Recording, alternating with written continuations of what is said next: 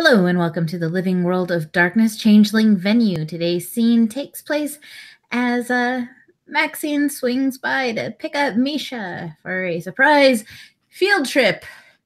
Educational field trip. Let's see, she would probably be at her shop at this point, right? Depends what time of day is it. We'll probably say like late afternoon. Yeah, okay, did you actually warn her that she was going to need to leave? Yeah, she would have called and been like, play hooky with me. She would have just had to make sure that Brent was around. That's fine. Yeah, then she would definitely be at the shop, though. Probably up to the minute that she has to leave. All right.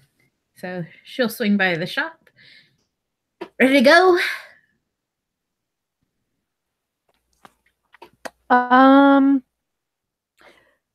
She kind of glances back.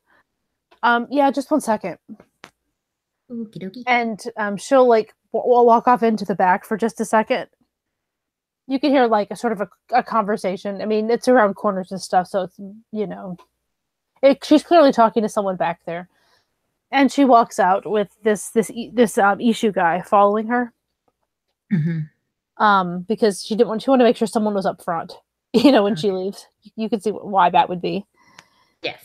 And then she will then at that point kind of walk back up to Maxine and be like, "Yeah, I'm good." Excellent. I'm parked down the road. There's not a whole lot of parking in front of beachfront property. I don't know if anyways. There's a parking lot as she points like that way. But it is like 3 or 4 blocks, granted. Yes. In Billbeck, generally parking is around the building. Difficult here. There's a lot about New York that makes me a little homesick sometimes. But they don't have the beach.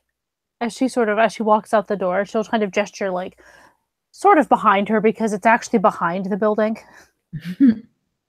Yes, that is also true.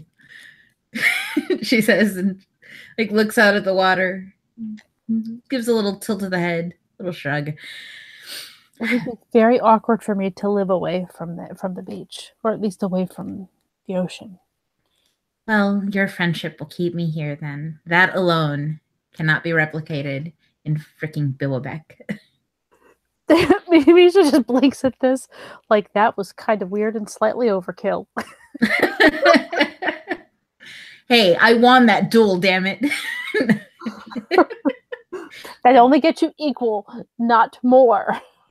Hey, I'm not holding her hand.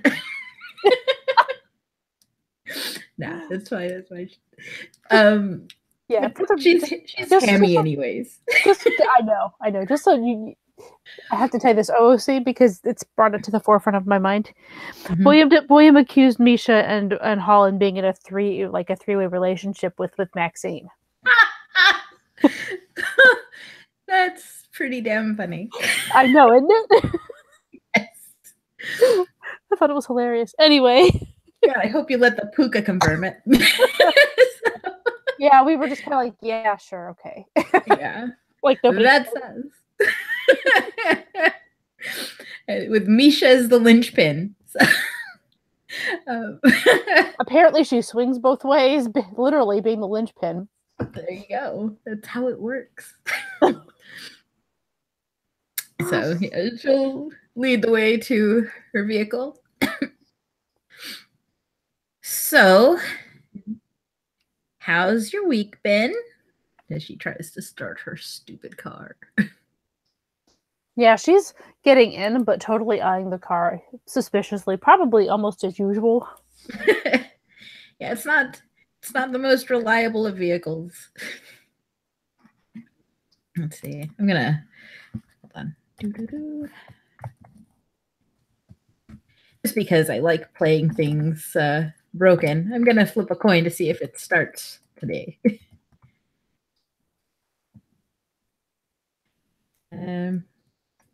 We'll say evens, it starts. Hey, look at that. The car starts relatively quickly today. Oh, she must be in a good mood. Uh-huh. As she just gives it one last suspicious look. And then puts her seatbelt on. Yes, safety first. Definitely. I'm not used to, getting around the city in a car. That's not normally how things work for me. Never take cabs or Uber or... I suppose if I'm drunk enough and I just want to make sure I get home without missing a stop, maybe. Yeah, this is a very pedestrian-friendly city. But... I mean, it's cheaper than a regular cab. But, we're heading a little bit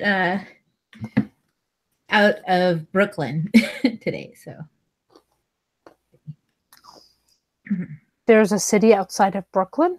Don't tell anyone. It'll be our little secret. I'm shocked. I barely ever leave this place. And when I do leave, it's to go to some hellish place like Staten Island. Ugh. Who wants to go to Staten Island? Ask William and Shea and Hall. They're the ones who could tell you.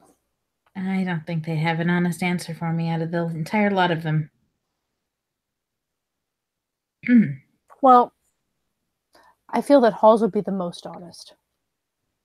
Well, at the very least, the most trustworthy. So, I mean, yeah. he is, well, as she ponders this for a second. Okay, I trust him. That doesn't mean he's trustworthy.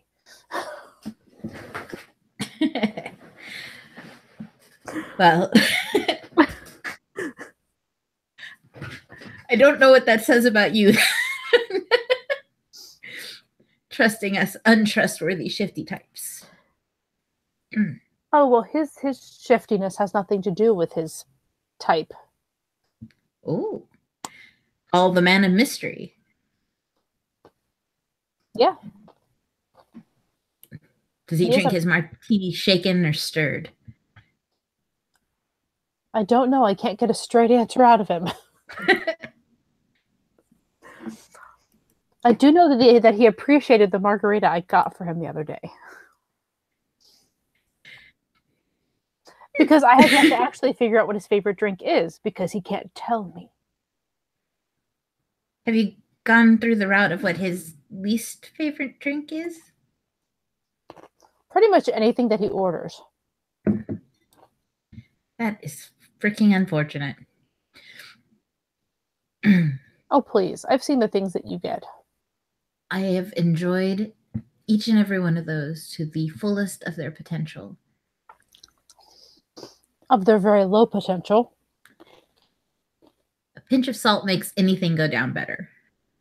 Duh. No. So Maxine seems to be driving towards Manhattan. If you have any questions about her leading you or driving you to Manhattan, feel free to ask. But Puka. Well, she is paying attention to where she's going. I mean, yeah.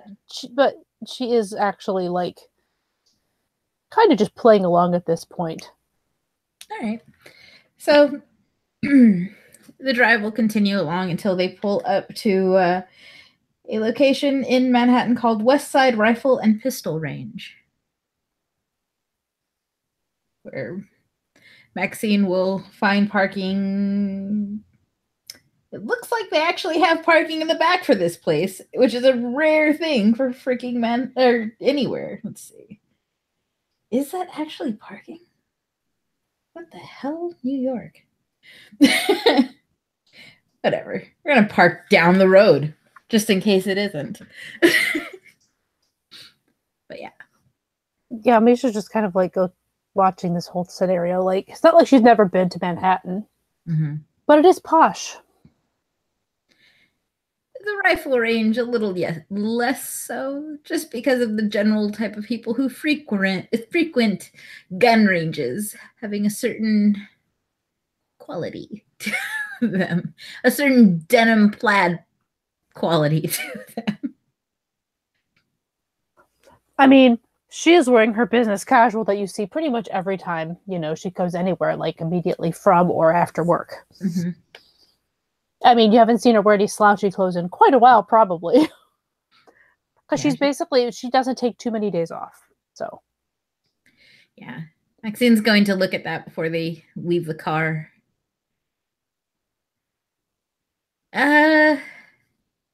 Just a second. She's going to go and kick her trunk open because it's broken. He doesn't look rich. I mean, it's not like rich clothes. It's just simple, gunpowder stains. She would not know this. Maxine would know very well. So she's going to come back out with a sweater that reads like NYPD on it. Misha looks at her, looks at the sweater, looks at her again, looks at the sweater again. I could have sworn I've loaned this to you before, right? You know how it burns when a sinner walks into a church? Fine. She'll throw it back in the trunk for a moment. Think for a second. Keep a lookout. Then she's going to take off like the sweater she's wearing and like quickly throw on the sweater. That thing where it's like you change under one set of clothes. Yes. Yeah. I've totally done this. And she'll wear the NYPD sweatshirt and hand me the long sleeve shirt she was wearing. Yeah, you have to admit it was a really great analogy. Yes. It's so appropriate. That make Maxine a priest? Yeah, and me a sinner.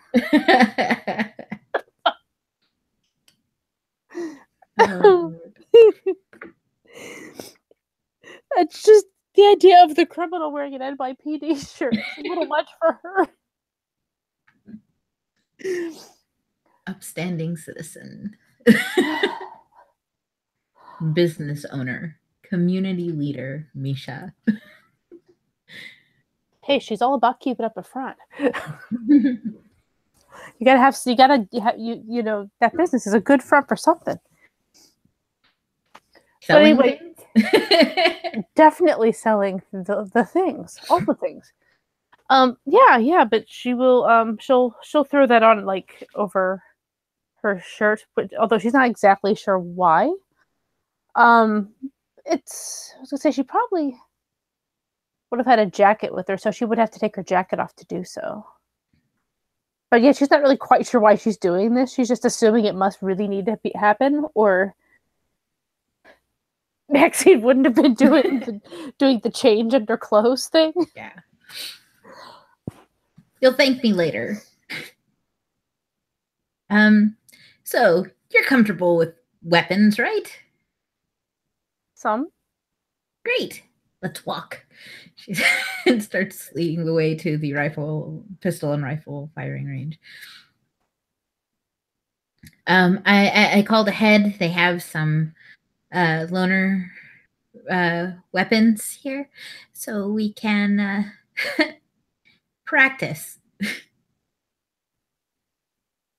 Oh, okay. I mean, this isn't my normal kind of weapon. See, I started thinking after our last meeting with the young future titleless Baroness, and she counted our assets out as teeth and knife and guns and whatever she is bringing to the table. Her egg thing. Great. Whatever that is. She has an egg. So she's obviously very well prepared. See, the thing is, among those assets, only one of those is any good from a distance. The rest of them kind of require a certain intimacy. I can throw mine. Yes, but then what?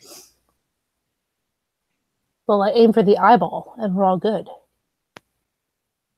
Misha kind of gives her a big grin. Uh-huh. Let's say you miss the eyeball. I can run. I can hide. Which brings me to today, she says and gestures at the range. um,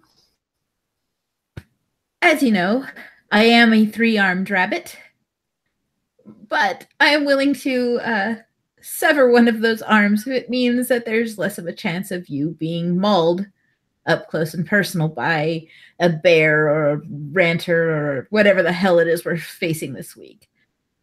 Oh, but Aqua Bear was so cuddly. The cuddliest. I still remember fondly how all the well hugs he cuddled me. I mean, I didn't actually get to see that as much.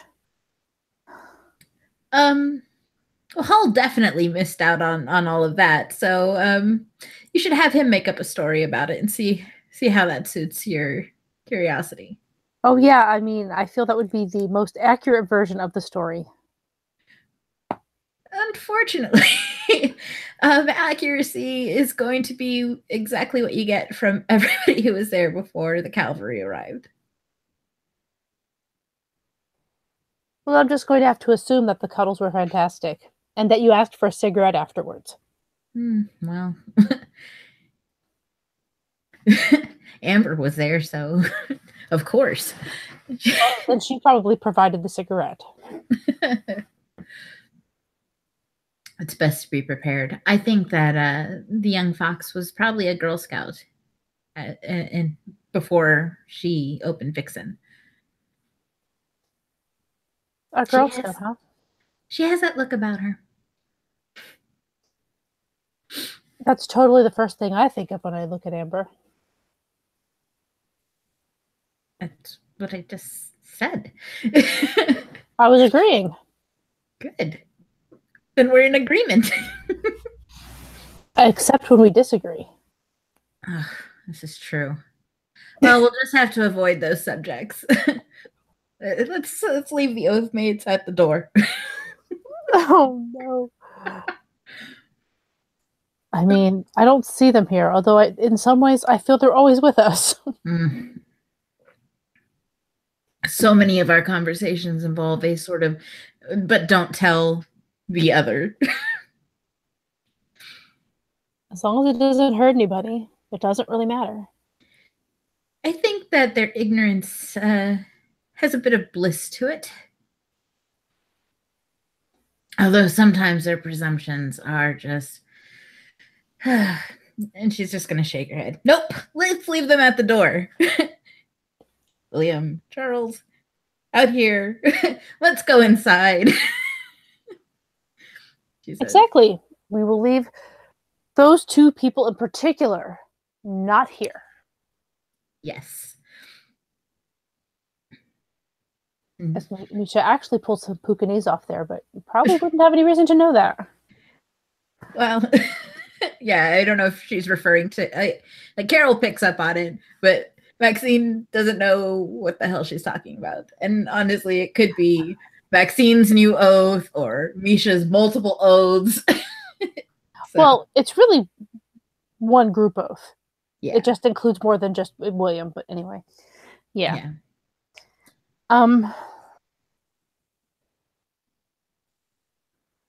Right. You know, honestly, I probably should have learned how to use it a long time ago. The problem is that I just knew that if I went down that path, it would just get really, really dangerous. with the way I was living before, especially. Do you feel that this is a consistent problem? Well, there's obviously more. This is also before let's just say that I had normal eyes back then. She gives a nod and a tap on the side of her nose. Well, let's put those eyes to good use and see if we can't put some hole in some paper. Misha blinks a lot. You're sure that paper targets Misha? She says as she leads the way to the counter and starts, talking with the range owner. Yeah, there's going to be two of us. And yeah, if we could just. I'm imagining we have to present IDs and stuff. Yeah. And Maxine's going to pull out hers and her badge. And Misha just pulled out her regular ID because she's old enough to shoot a gun. There's no need to pull out the fake one unless I need to be 21. So no, you don't. It's 18. So, but yeah, but Maxine puts the badge in. She's with me. And she'll. Misha just does one of those little finger waves, sort of sheepishly at the guy. Hey, mister, she's my sister. But yeah, the guy will go to the back and come back with hearing protection and goggles and you totally look like sisters. Oh yeah. Practically identical. I don't know what you're insinuating. Yeah, and he'll lead them to where the firing range is, and along the way he'll he'll show them the where the pistols are locked and stuff like that, and he'll retrieve the weapons he'll be using and give them a quick safety briefing. Usually it's along the lines of always treat your weapon as if it's loaded. If it's jammed, don't fire a second shot. You don't have to pull on the trigger, a gentle squeeze, that kind of stuff. It general the general rigmarole of gun safety. Not too much about how to aim because he's not the instructor. He just wants to make sure we don't blow ourselves up. Yes. Understood. Yeah, Misha's pretty much just kind of watching everything he does. And is a little bit she looks a little uncertain about the whole thing, but at the same time, if she's going to try it, I'm going to not kill myself doing it. Yeah. Yeah. So, yeah, she's totally going to watch this thing. I assume it's some sort of pistol. Yes. Because that's what Maxine wants you to learn how to use. It's pistols. So she's trusting it. All right. It's a poor decision, probably, but she's trusting it. Hey, poor decisions are her forte. Okay, I just had to look up how many dice I roll to shoot things. I know how many dice I will be using. Your dexterity. And I know what that is. Perfect. Okay. So he'll indicate the how to load the targets and where the sheets are, and he'll set an egg timer off to the side. Okay, well, you've got the range for the next 30 minutes, so call if you need anything. We'll be in the booth back there making sure nothing goes wrong. And he indicates an area behind a pane of glass where they monitor, but it's sound dampened because otherwise they would suffer significant hearing loss if they were in there all day long. No, that's fair. Yeah. Plus, they probably also have to put on that special, the same hearing stuff that we have to. Yeah. It again, and there he would have stayed in if he was acting as an instructor, but Maxine is doing that at the moment. Mm-hmm. Okay, So, the object of shooting is to put the bullets that are in this gun into that silhouette at the end of the range. You see it? You see the circles in the torso there? That is called the center mass. You're going to aim for that because usually if you hit someone there, you're going to hit some guts or vitals or something, and it's going to be enough to knock them over. Give them a gentle warning of how dangerous you are.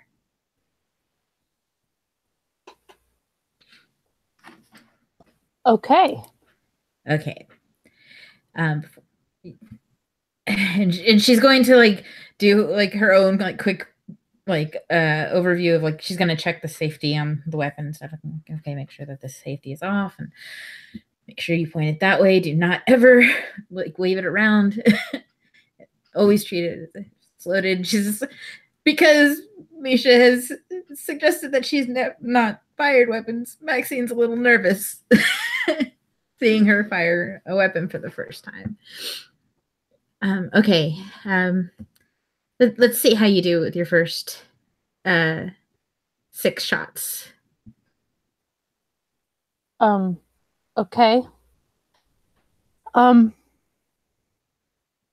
Yeah, she will kind of look at this gun that she totally looks uncomfortable. Not uncomfortable, just it's really unfamiliar, and you can tell. Mm-hmm. You know, it's not like with the familiarity that she'll like handle her like switchblade or her chimerical knife. Yeah. You know, it's because that's her old comfy thing. She's used to that. But like this, yeah, she's kind of holding it and kind of having to like get her fingers in the right positions and stuff.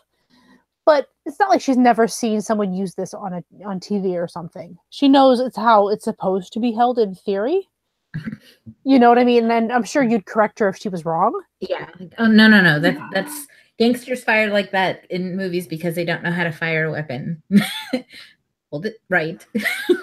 But no, don't turn your gun sideways. That makes it hard to aim. I was like, what? I wasn't gonna do that. Of course not. I mean, it looks cool in a movie, but anyway. Try to get your try to aim at only one place. So you're not trying to hit all the targets. You're trying to keep them clustered. It's called grouping. Okay, no, that's actually pretty smart. Mm-hmm. And are these like moving targets, or are they just like? No, they start with stationary ones. Usually, they have it's made with like a paper with like ink behind it, so you don't have to keep bringing the target forward to see where you've hit. So it'll generally have like a bright orange or yellow circle where the bullet punctures the paper. Okay. So basically, how you want to handle this, I don't know, sea level is just basically me roll like 6 times then, I guess? Yeah. Okay. Just because this is kind of hilarious, I realize that I know my dex score. Mm-hmm. It is 4, which isn't actually half bad for having no skill. But my fun question is, she has the specialty steady hands. I think steady hands would definitely apply to a handgun. I would think so too. So I am now officially amused at having 4 dice and a specialty apply. Yes. That is a really weird moment. 4 dice and a specialty, but a difficulty 7 because you don't have the skill to fire yet. Fair enough. Yes. So basically 7 to 10 is good. Yes. This is a really weird dice pool. Just leave it at that. But it's all in fun. It was until you botch and shoot Maxine. So far, it's just 2 fails. Okay. And then, oh my god, 5 successes. Holy crap. And then 3. 1 more. It definitely, well, that last one is a fail because it's diff 7. Yeah. But she got off 2 really good, like one is an amazing shot, like basically bullseye on something. And then the other one's, there's one that's actually just really good. Like it clearly had intent. Yeah. Like we'll say that those two shots are grouped really well together and the others either like graze the paper, but they didn't hit the silhouette or they hit the sandbar behind. Sure. Yeah. Like the further off the fail was, the more sand that bullet hit. So, okay. I think this is a really, really good start. Now, you want to make sure you're pulling when you exhale. Why? Because if you pull when you're inhaling, your gun comes up at an angle and it messes with how you aim. So you're going to like allow yourself to breathe. Don't focus too much on your breathing. Just feel it naturally, and then when you are on your natural exhale, just gently pull the trigger. She nods. And by the way, I'm assuming the 6 would pretty much have emptied the chambers. Yeah, we'll say that we can use revolvers for this. Well, Yeah. emptied whatever. I don't know anything about guns, so Yeah. Well, like if it was a 9mm, they hold more than 6. I can't remember off the top of my head how many they hold. I was just questioning if we would have to basically, Yeah. do that. We would need to reload it, in which case she'd be like, okay, show me how. Yeah. And she will. She'll like if they let's say we'll just say if it's a revolver, that sort of thing. Okay, for this gun, you're gonna have to pull this back, and that's gonna swing out the chamber here, and then you're going to go ahead and empty out the shells carefully. You're gonna check for debris in the pistol barrel. Then you reload. Okay. As she's sort of fumbling her way through this whole thing under direction. But totally doing it. She's clearly not afraid of the whole thing. It's just a really weird feeling to her. She's not used to it. So, and apparently, I'm assuming she would be trying again. Why the hell not? This is fun. What? Oh no! What? That's probably a jam. Yeah. Okay. Don't fire again. Don't fire again. Yeah, yeah. So she's just kind of like, what? and she kind of like just removes her finger from the trigger and kind of staring at this gun. Yeah. And Maxine's going to just like bring the weapon to her real quick, and I'm gonna roll intelligence firearms to see if she can unjam the gun. How does that sound? It sounds like better you than me because I have int 2 and no skill. Yeah. Oh. You're good. Well, you got 2. Yeah. Oh, no, it's a pistol, so it's 3. Okay. So yeah, she's just like, okay, I see what went wrong.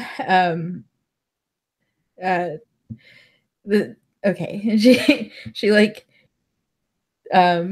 gets like she opens up the barrel, and like she sees where the bullet is wedged in the barrel itself, and she's just like, I don't know how this happened. She goes and she like gets a cleaning kit, and she unlodges the bullet and reloads the gun, cleans the whole shebang. It's probably because I loaded this gun up. And that's fine. It's fine. Just as long as you remember, if it jams, don't pull twice. Never pull twice. But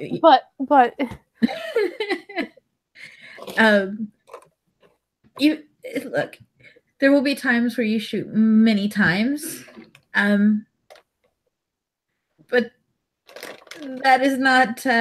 You want to pull after a bang, never clickety clickety. It's just no. She says it like puts the gun down and steps back. Okay. But I just want to hear you say clickety clickety a whole lot because that's kind of fun. No clickety clickety, Misha. Clickety clickety. It's the best thing. It is a bad thing because then it could be clickety clickety boom. No, but I just want to hear you say it. I didn't say I want to hear the gun say it. Okay, well, I will say it plenty if you just promise never to make the gun say clickety clickety. And she'll lean in pretty close just in case there's other people around and kind of be like, but what if I have Primal 1? Okay, not Primal 1. What's it called? Will-O-Wisper? Yeah. Oh. What if I have Will-O-Wisper? I think that's what it's called. I think it might be where you're talking to inanimate objects. Yeah, whatever that is, word is, she says that. And I'm talking to the gun.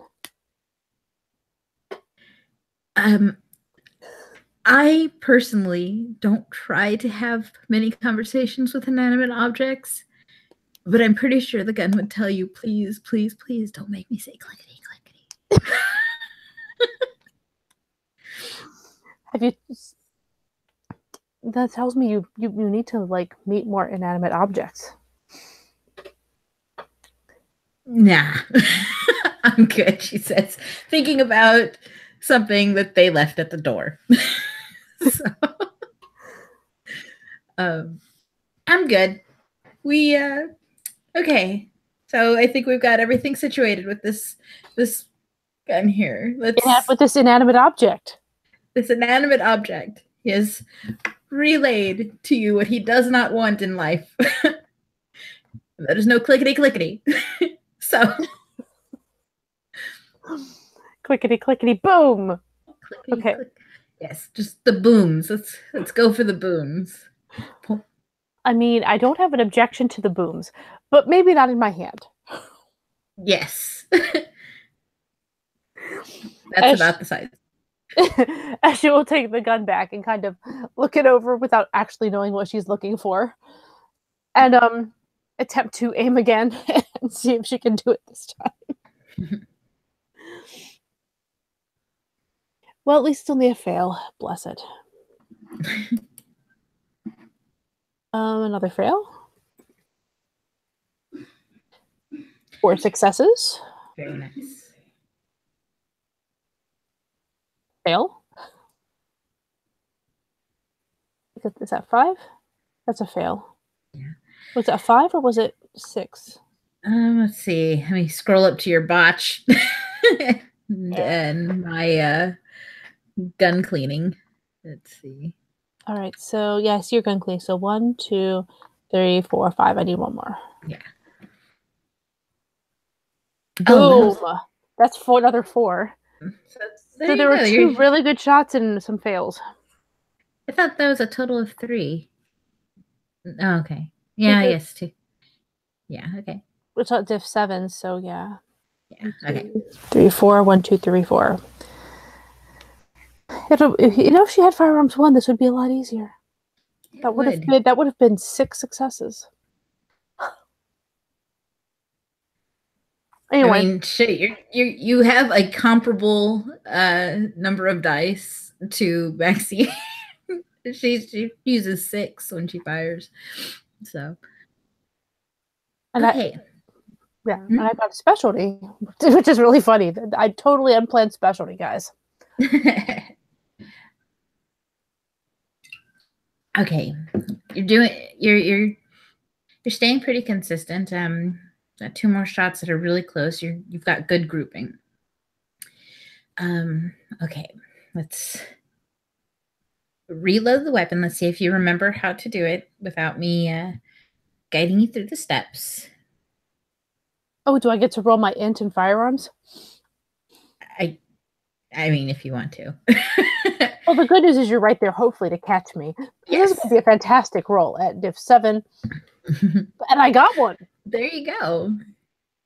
Good job, Misha. You only dropped 1. No, I'm kidding. This is not. Don't worry though, since this is not a Bugs Bunny cartoon, dropping bullets does not make them go off. That only happens in other places we hang out. You know, where Bugs Bunny logic does apply. Oh, Lord.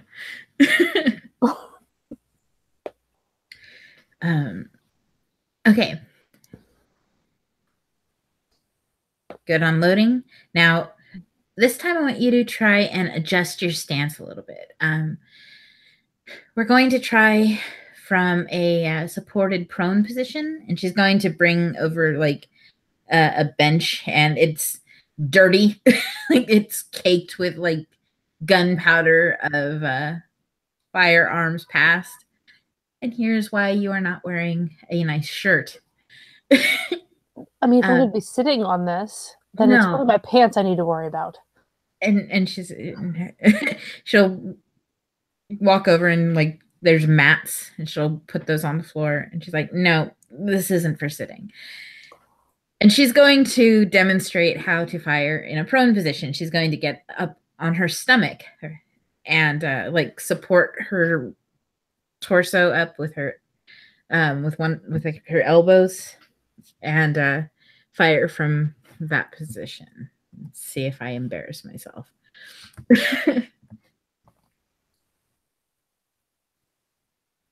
No, I don't. So yeah, she. Oh well, let me do the rest of those rolls too. Let's see.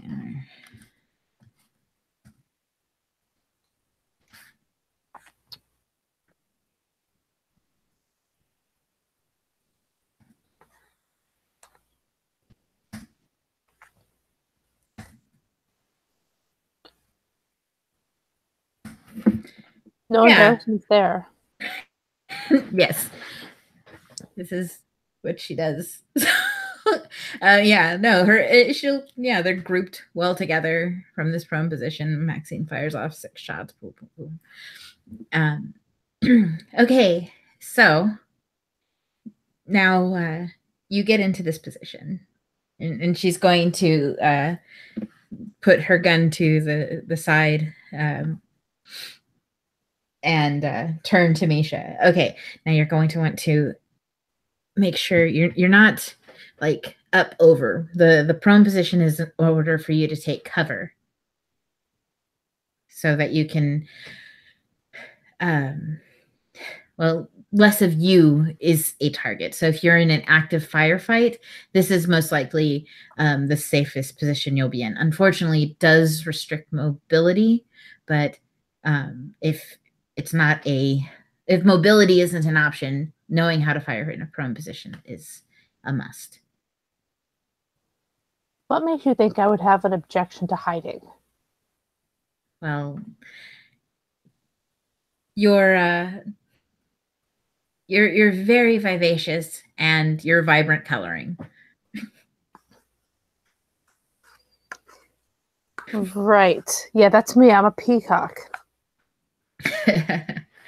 Well, my brightly colored friend. I'm not saying you're averse to it, but I am telling you why it's necessary and when it's ideal. It's not always the best. For instance, there will be times when it is best to fire from a not prone position. Namely, most battlefields. So, okay. I'm a little scared by this idea of me being on a battlefield, but okay. Well, it's handguns, not rifles. So, in theory, this is more firefight practice. But okay. So again, this is where it's really important to focus on your breathing. But don't obsess over it. Just relax into it. Feel the exhale, and let the exhale pull your finger for you. And she will walk over there, get down on that mat, and sort of, assume the position, shall we say? Mm-hmm. And she will kind of nod at the the exhale thing, mm-hmm. And you can see she's very much trying to just trying to get into that very calm place. Yes. And she will apparently squeeze off some more shots. Yay! Can't wait until people look at these. What are you doing? So far, I That's have. really good. Yeah, well, that's 3. It's 3. Yeah. I got one up there that had 1 and one that had 0. So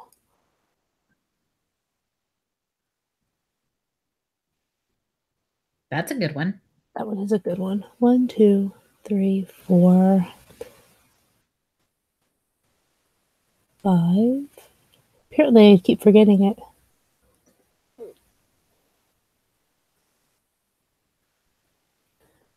So, I mean, overall, the basically what it boils down to is there were more successful shots Mm-hmm. than there were failed shots here, but there was no like super fantastic except the one that had 4.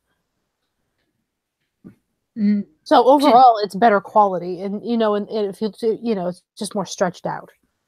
yeah, and I think you're doing a lot better here. Prone helps with aiming because your hands aren't loose; they're being supported. So I think that this is probably why you're. Do you feel more comfortable firing from this position?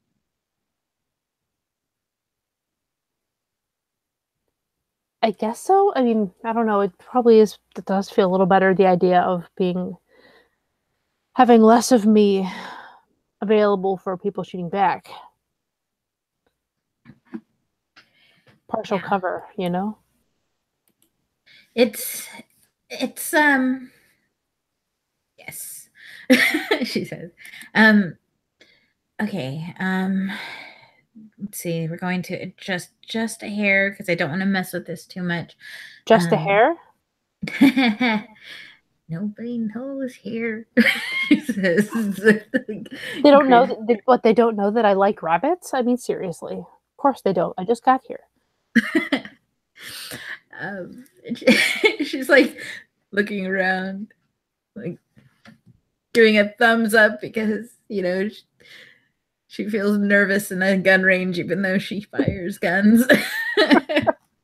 I'm just talking about rabbits. You don't need to look nervous about talking about rabbits. I like bunnies. I should get a bunny.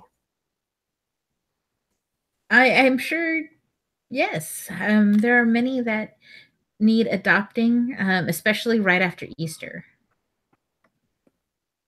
Did you know that bunnies can be litter box trained?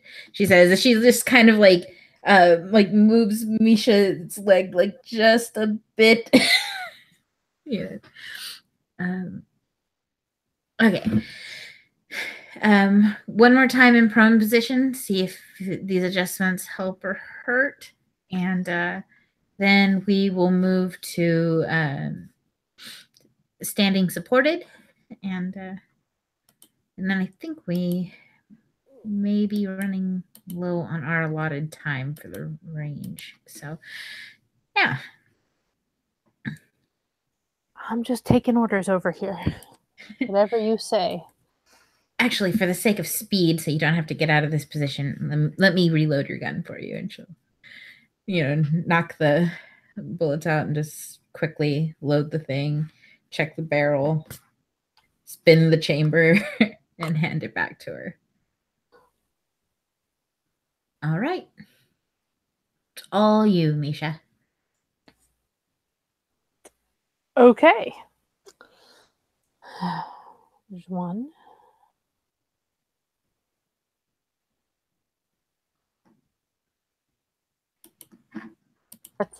The first one was a fail. Second one was 2. Second one is 1. Or third one is 1. 2. 2. Very good. Damn. Apparently, all she needed was her foot moved a little. It's a special foot. Your lucky seal's foot. That is so creepy. Seals should never have feet. Ew. Just imagining flippers ending in toes.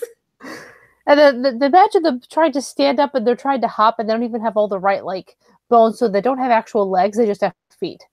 Oh, I feel so sad for these seals. I know, it is so wrong.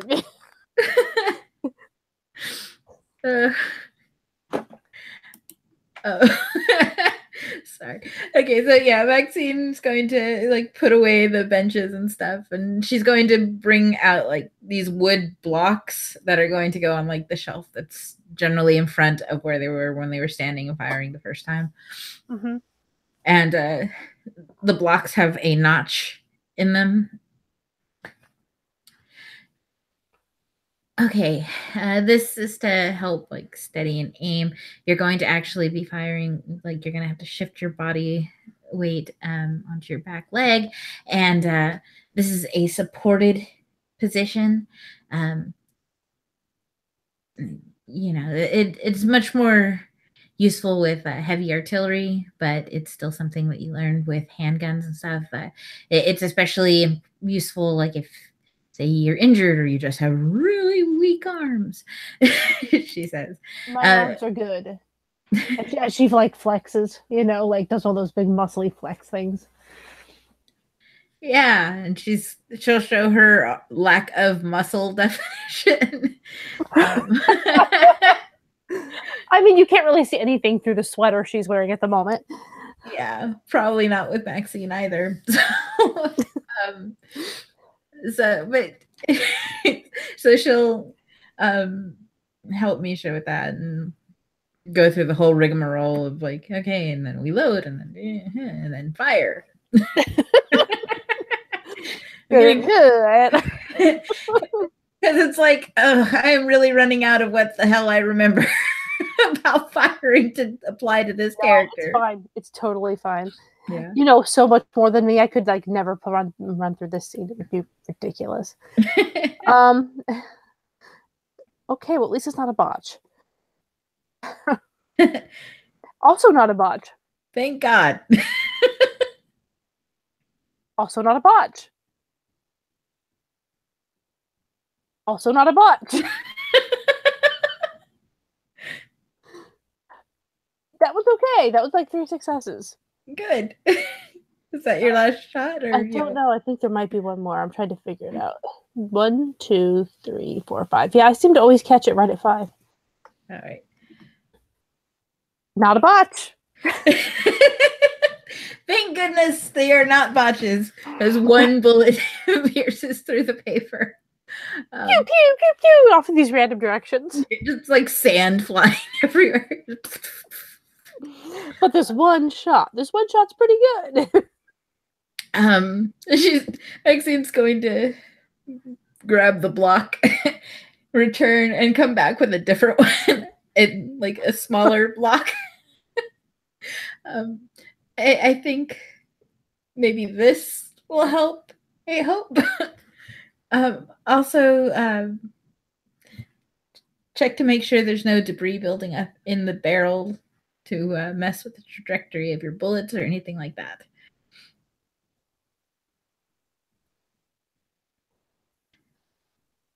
Well, I try. Let me, Joel. Let's see. She just looks perplexed. What are you talking about? What is a barrel? The perplexed look is going to make Maxine, even though I'm the one. Oh Lord, I'm trying to remember what I rolled for this. Perception, firearms. Yeah. Was it or no, intelligence. Yeah. Well, no, you could honestly go either way. I'm just gonna go intelligence because I know the numbers for that off the top of my head. Yeah, that's fine. If it was perception, I could. Oh wow, that was terrible. Well, you just. What is a barrel?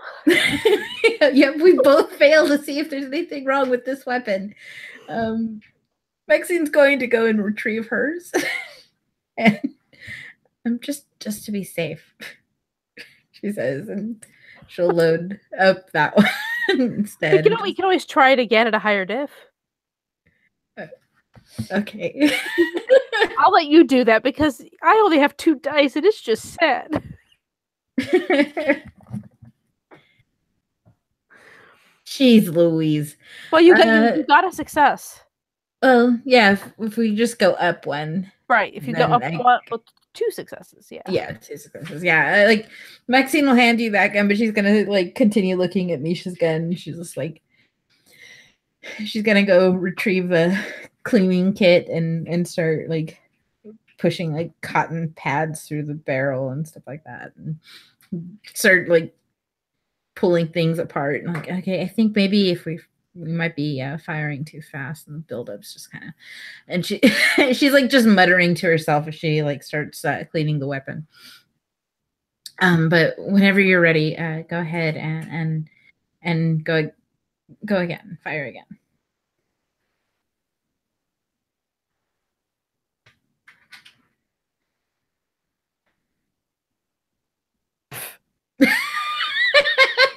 It's so sassy. I'm just like, what? What is it doing? I got 2. Yay! No. Not a botch. I just thinking real hard. Have we worn it out? I don't know.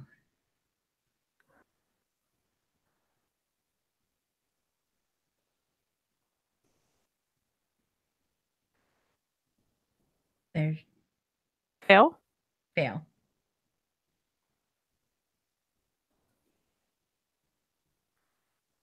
I think one of them just didn't send or something. Yeah. That one's a 4. Mm-hmm. I think this is the last one.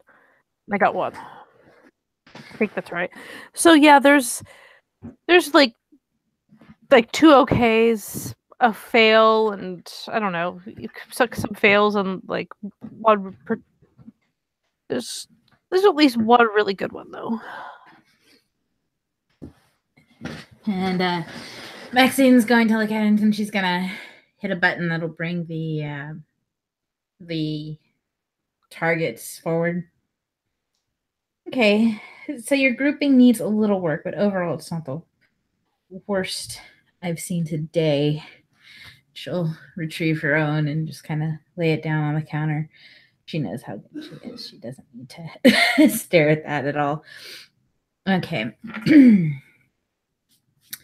And yeah, I think we're done here for now, she says, and she's gonna give a signal to the guys in the booth and take off her hearing and eye protection. Okay, next we are going to have to clean the pistols, because it is the responsibility of the person firing to know how to clean, and also you need to know how to clean your weapon. Because not cleaning your weapon means you're gonna have a broken or a dangerous weapon. So and the guys will come, they'll like clean up like the shell casings and stuff like that, and Maxine will run Misha through like how to take apart and like clean the firing pin and use gun oil and crap. It is a really dry lesson, but she will do her best to like not puka through it. Like, please save all questions till the end, Misha. It'll really mess things up. How do you feel about the color puce? It's my favorite. I hope to one day own an apartment completely furnished in puce furniture. You realize that eventually I'm going to make you some.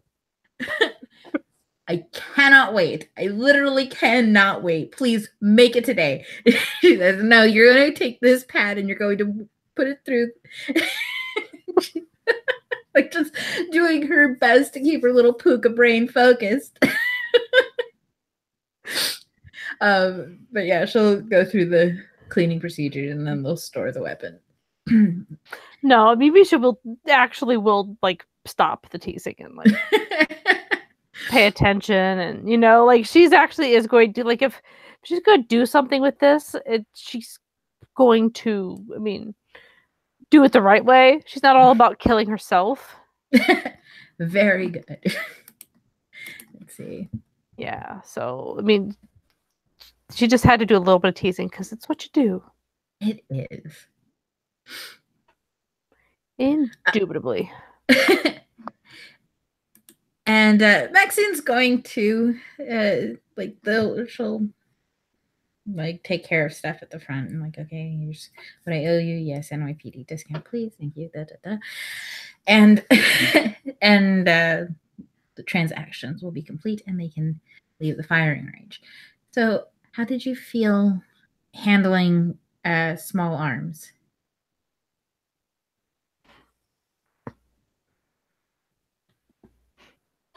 I mean, it was weird. Do you think it's something that you would be comfortable enough to do in the future? I mean, depending on the situation, I suppose. I mean, I can imagine it would probably be better to take them out from a distance if you can, if you have to. She nods, and they're probably walking back to the car at this point. Yeah, Misha wouldn't say any of that too loud because Yeah. taking someone out sounds Yeah. a little iffy. Yeah. But yeah, like, sort of quietly. And once they're in the car, then back to normal. Yeah. I'm very concerned with how trusting Alice is. You know me enough to trust me. I am really concerned. Not only did she trust Dessa, but I pulled a gun on the kid. What am I doing standing up next to her? I mean, I'm not. I harbor no ill will towards her, but she should be afraid of me or something, right?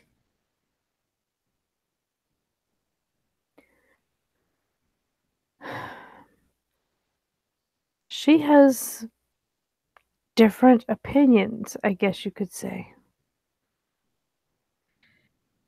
than most. You're right. She's very, very trusting. I'm still not really sure how. I mean, okay, like, I would consider her a friend, but like, best friend? I'm a maid of honor. I mean, that's weird, right? I mean, is it just because we both speak Japanese? And we have a similar heritage? I don't know. She's a good kid. But this is not a city for good kids. It chews up innocence and it spits out bile. Let's just say she's not as innocent as she used to be. She's gonna furrow her eyebrows. Did something happen to the kid? She's growing up. Well, that's good if she's going to be up there mingling with all the pointier-eared individuals. I mean, there's still that element of innocence to her at this point, but I mean, she came at me with so many ridiculous questions. So many questions, And I gave her good answers, I think.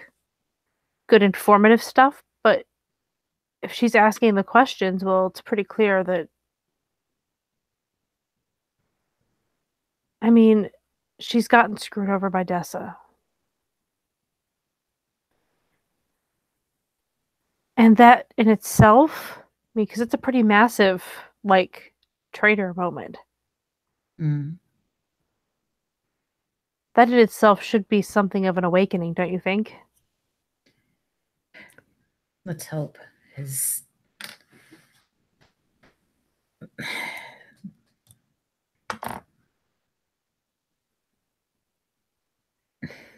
She,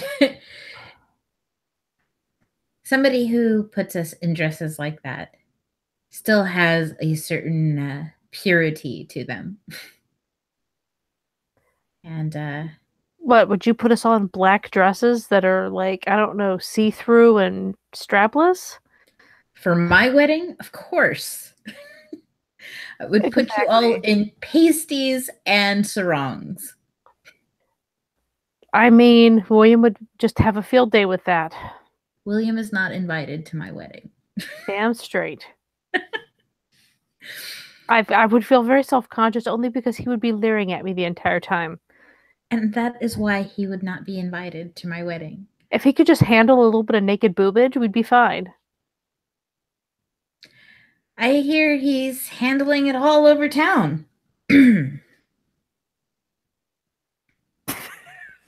She's fairly salty when she says that. Misha just kind of looks at her.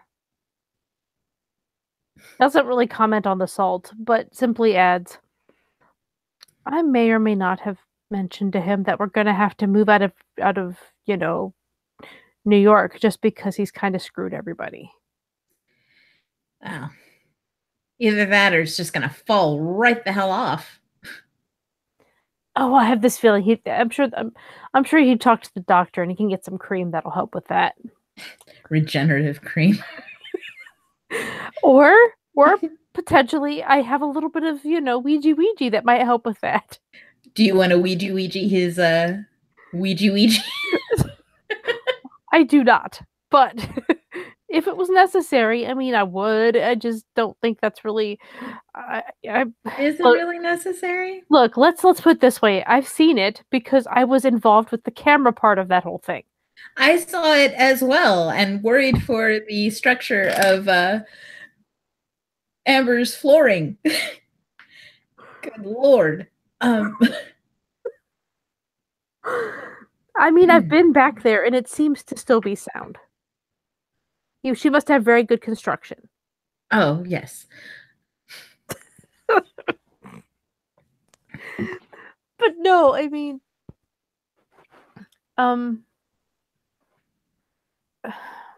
it's his life. Supposed to be a dumb fuck, he can be a dumb fuck. That's his life. I don't,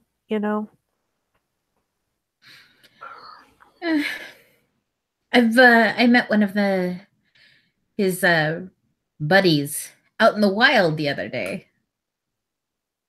One of the many? Oh, hordes. I feel as though you and I are the only two women who've not tapped into that resource. I don't think Puck has. Oh, yes, I forget she's a woman.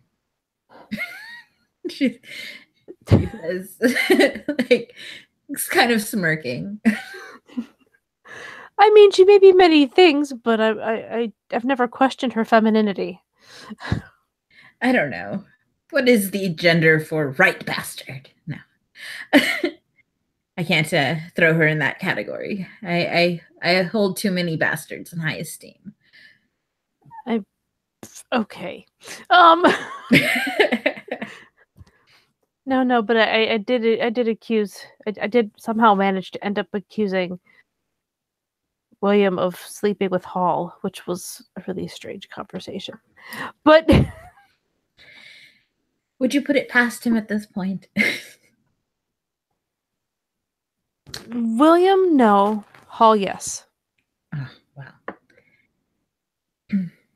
Although, to be fair, I don't see William, like, impeding on other people's agreements, if you know what I mean.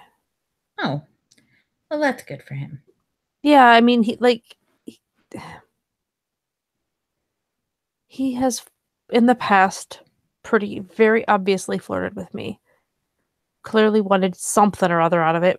I'm sure it's not hard to figure out what. Mm-hmm. And I wasn't really interested in that life. Okay?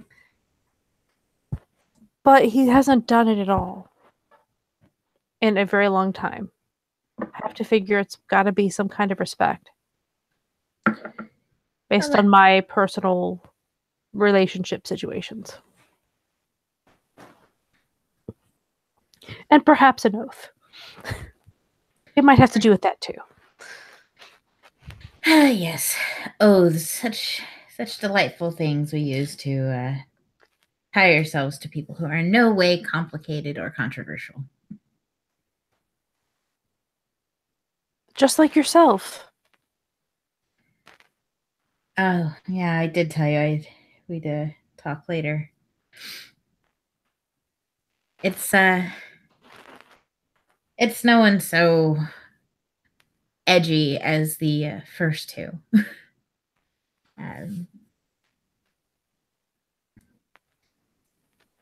Okay. I'm being nosy. I'm asking without actually asking. Oh. Well,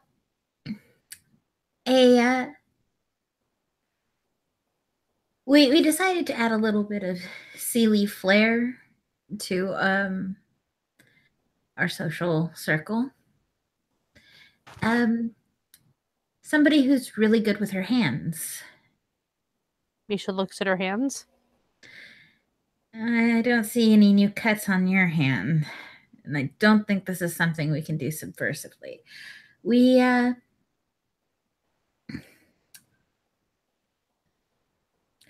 how do I say this without saying it outright?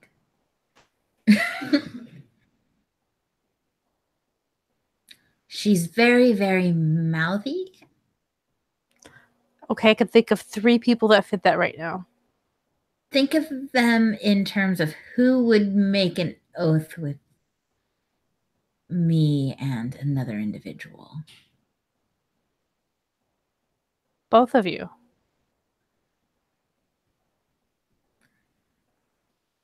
I didn't realize that you were interested in a group oath.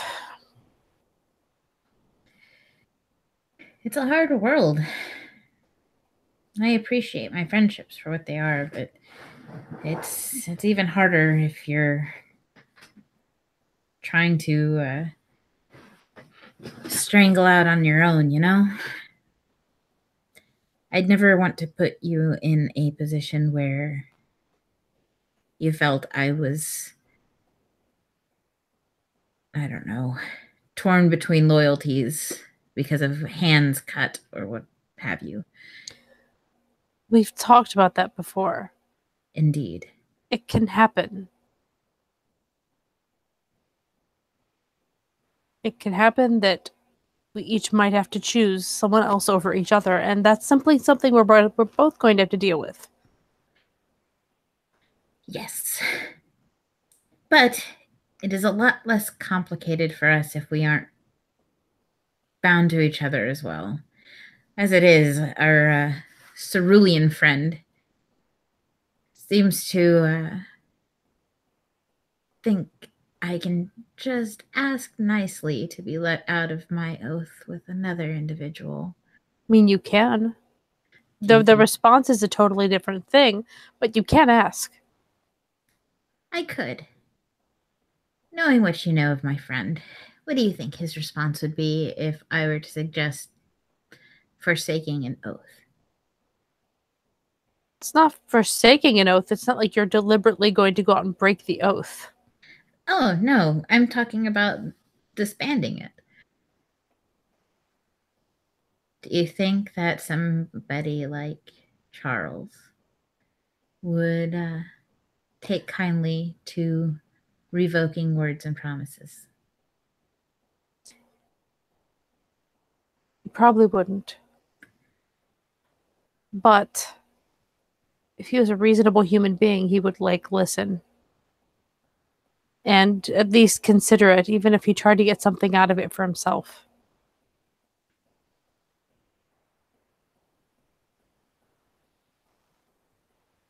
But expecting him to be a reasonable human being is its own problem, so...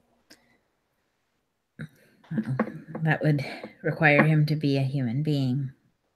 He is a human being. Part of him. Exactly. Same as us. Not quite the same. Misha holds out her arm. She's like, we all wear the human skin. It protects our Fey souls. Well, yours. But anyway, it protects the Fey soul in general. And yeah, I do realize that she just kind of screwed up because she's never told you about things. So you can play that any way you want. She's going to give a head tilt, and then I'll roll a P and E, but she's probably not going to ask questions. So let's see. Misha just knows her life is different than most changelings. There's a reason why she does not announce certain things to the 3 successes. I mean, there was obviously a lot of careful rewording there. That would tend to lead you to think that in some fashion she's not telling the whole truth, while not being necessarily untruthful either, just because you know her. So there's a mystery there. And something to do with the Fey soul, evidently. She's gonna tuck that one away for a later conversation. Just because it seems like a lot to unpack. And she doesn't want to be like the offensive friend who's like, what do you mean? Don't you have a soul? Something offensively dumb. I was gonna say, she has a soul, damn it. I know. Isn't it kept in her bikini or something? It is not a bikini. It's a one-piece bathing suit. Sorry. It sounded dismissive. That's not what I meant. It's not like I was like, don't you keep your soul in your bikini? I meant this. Yeah, a swimsuit. A strapless one piece, actually. But yeah, considering that it is, in fact, a skin, it fits her like skin. Therefore, it stays up and is fine at all times. It seems to make perfect sense to me that would be the case, since something is your skin. That it should fit well, right? You're a skin walker and Maxine's a shapeshifter. I think the book uses shapeshifter and skin shifter or something like that. I don't know. Yeah, they Selkie were salty at the puka. There's a difference. Whatevs, calm down. I mean, the part that makes me laugh the most about being a Selkie is that I know just how thoroughly that a werewolf would want to murder a Selkie because they're a skin, because it involves a skin. And skin, yeah. Good gravy. Skin changers are actually an abomination, except in very specific, rare situations. Most of the time, it's a case of kinfolk killing Garou and collecting up a whole bunch and doing some nasty ritual to become a werewolf themselves. Cruella de Vil. Yeah. Anyway, but so yeah, so if one of them were to know that her thing involves a skin, oh, it would be terrifying. But anyway. Well, Kai kind of let something along those lines slip to Maxine before Misha was the only Selkie in town. So I don't know how well she would connect the dots at this particular juncture because they're talking about other stuff. But it's fair. You do what you want with it. Yeah. Like I said, it's one of those things she'll revisit. I messed up, therefore Misha messed up, and then we move on. Yes. But either way, the simple that, yeah. So the fact is, he is, in fact, even though he's, he actually stole the body, whereas we are born that way now. She looks off to one side. I'm going to go ahead and roll that since I said we. I'm going to go ahead and roll that manip sub, which is, I think, 6 dice. Okay. That's 4 successes. Yeah. Well,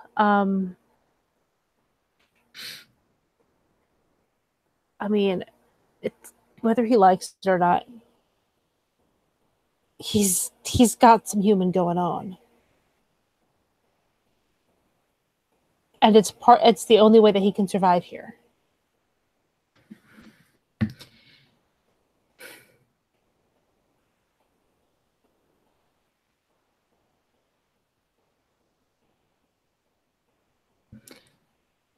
Four successes is a good lie. It really is. Maxine contemplates this for a second.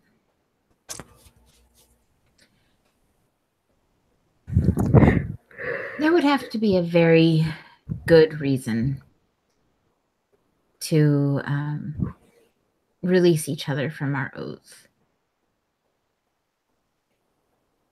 And we let Gwen out of hers. We let Felix out of his.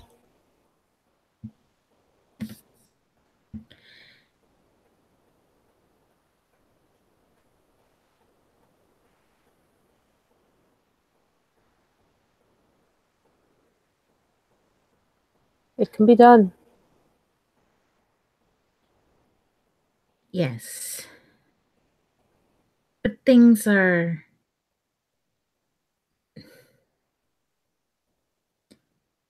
He takes words very, very seriously.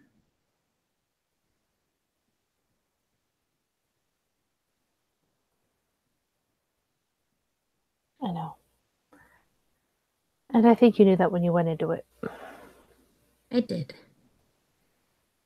And I've been a willing participant, sometimes more than others. And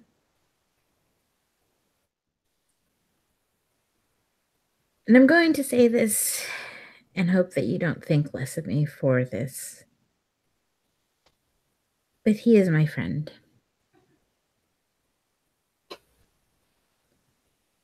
I kind of do feel like you've drunk the Kool-Aid a bit.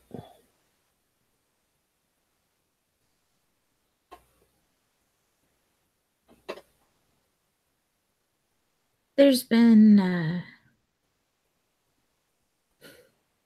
moments where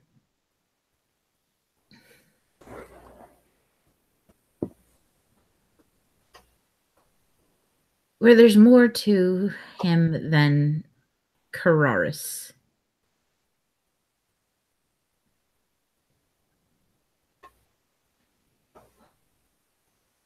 And I'm curious to see what that is.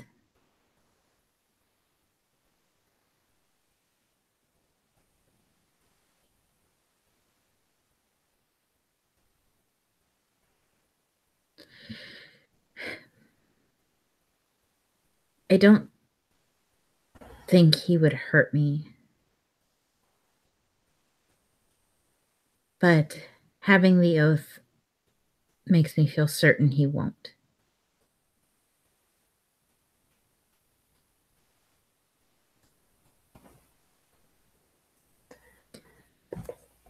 And it also makes me feel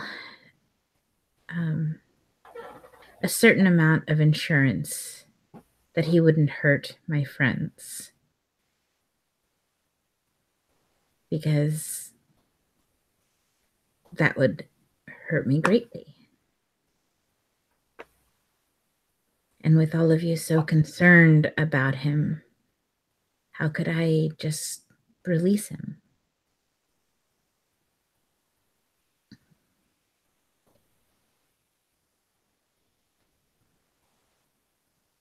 You ever see those people with those big dogs on a leash that they insist are just really friendly puppies?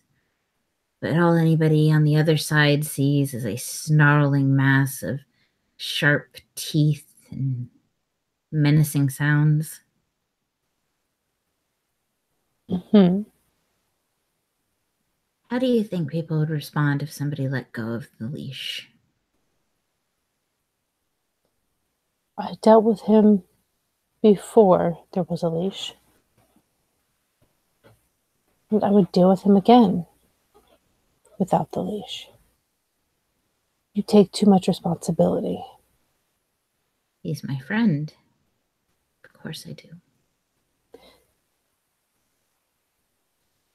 That wasn't why you made the oath. You weren't thinking, I'm going to protect all these people who he doesn't like, and who I care about. You and I weren't that close then. I thought you were pretty annoying then.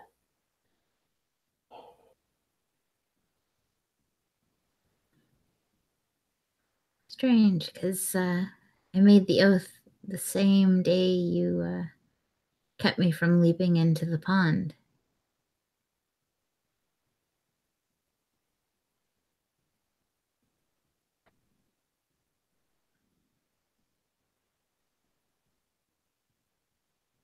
Still, we still weren't as close then as we are now. I think we'd had about 2 good conversations at that point. One of which you found me in a very interesting situation with a very different nature. Yes.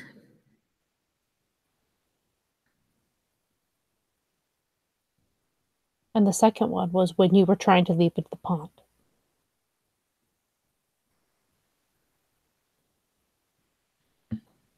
If I'm remembering correctly, of course. So much happens in this city, who can say? But you are my friend beyond oaths, and he is my friend in an oath. Apparently so is someone else. Actually, 2 someone else's. Well, one you know the name of. I'm pretty sure you figured out the second. Well, you narrowed out one of the people that it could be, because that one would never, ever willingly be in an oath with him. In fact, William and I both had a little bit of a discussion with her about how there are times to be rude and times to not be rude. And when we're in the middle of a dangerous situation, is not the time to start calling Charles an asshole. Oh, Shea. Uh-huh. No. there are times and there are times.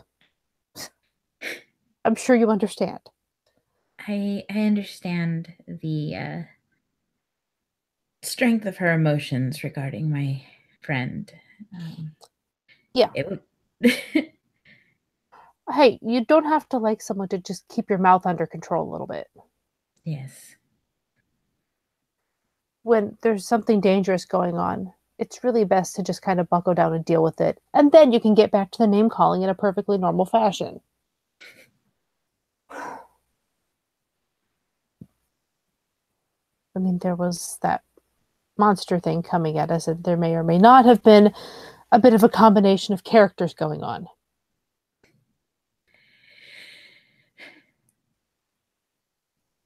Bigger fish to fry than, oh, Charles, you're an ass.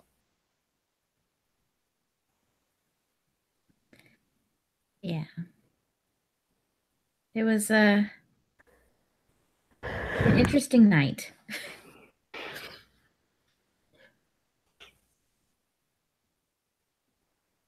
Yeah.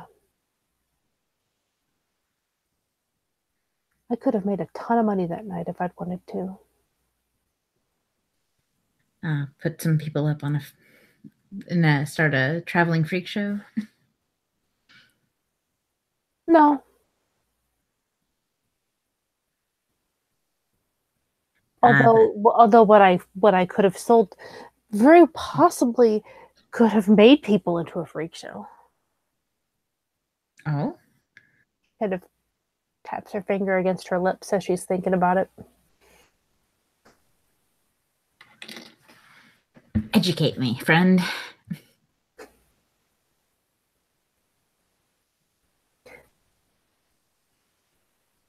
There might have been a reason for why the goat did what he did.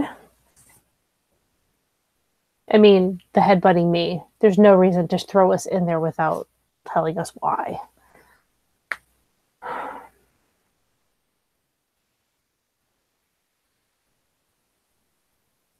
Why did he headbutt you?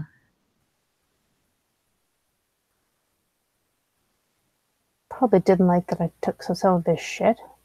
But fuck him.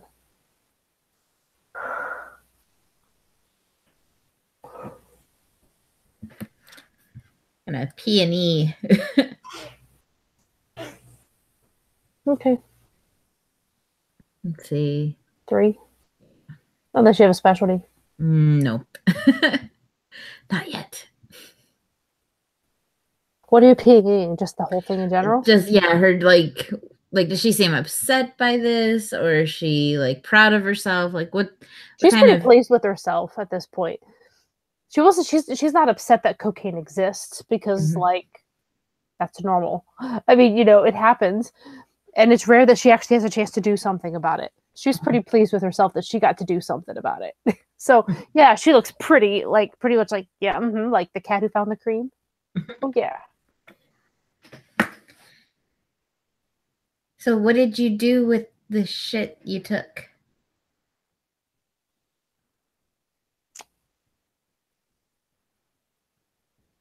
Put it somewhere.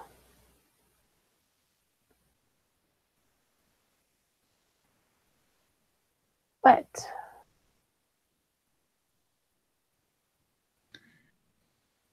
Maxine looks at Misha, who is currently dripping chimerical water in her Dodge Neon. yes, she is.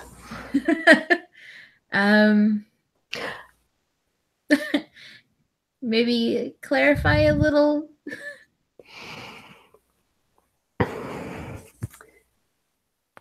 Name wet places in a bar.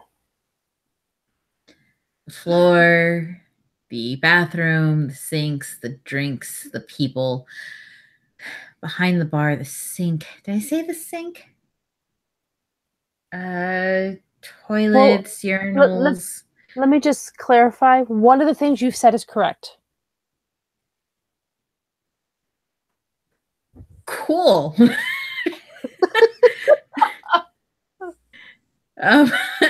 You want to narrow that down a little?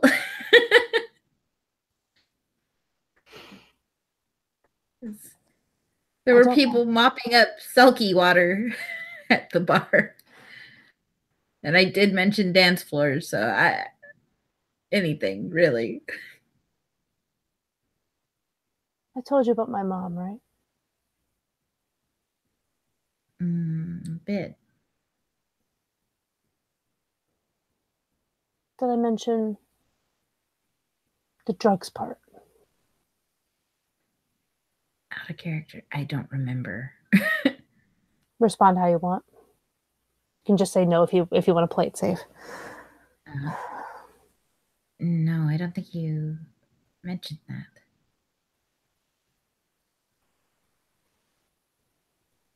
She's a fucking heroin addict.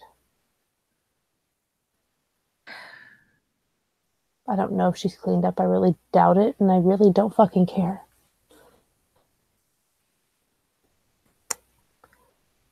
But I'll be damned if I'm gonna let something like that, like the shit I was finding over there, be used to fuel more addiction. Fuck that. Always bet on Misha. Could have made some really good money though. Yeah, but think of the other little Mishas out there. Okay, no,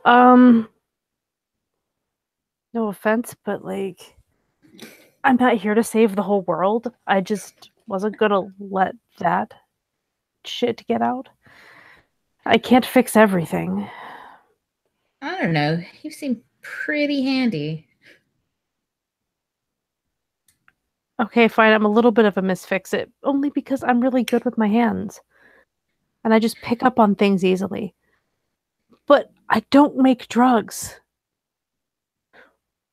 I wasn't accusing you of that. As a matter of fact, I vehemently approve of your club endeavors. I have a club. You were in a club. She looks very confused. That's fine. She's talking to a puka. Sometimes that happens.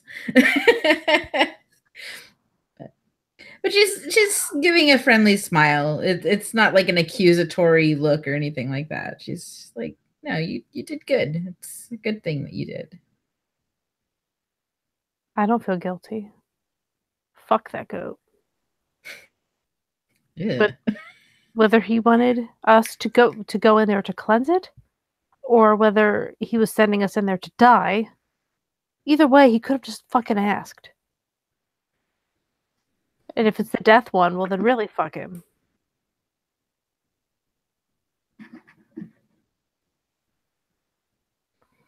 So, fuck his cocaine.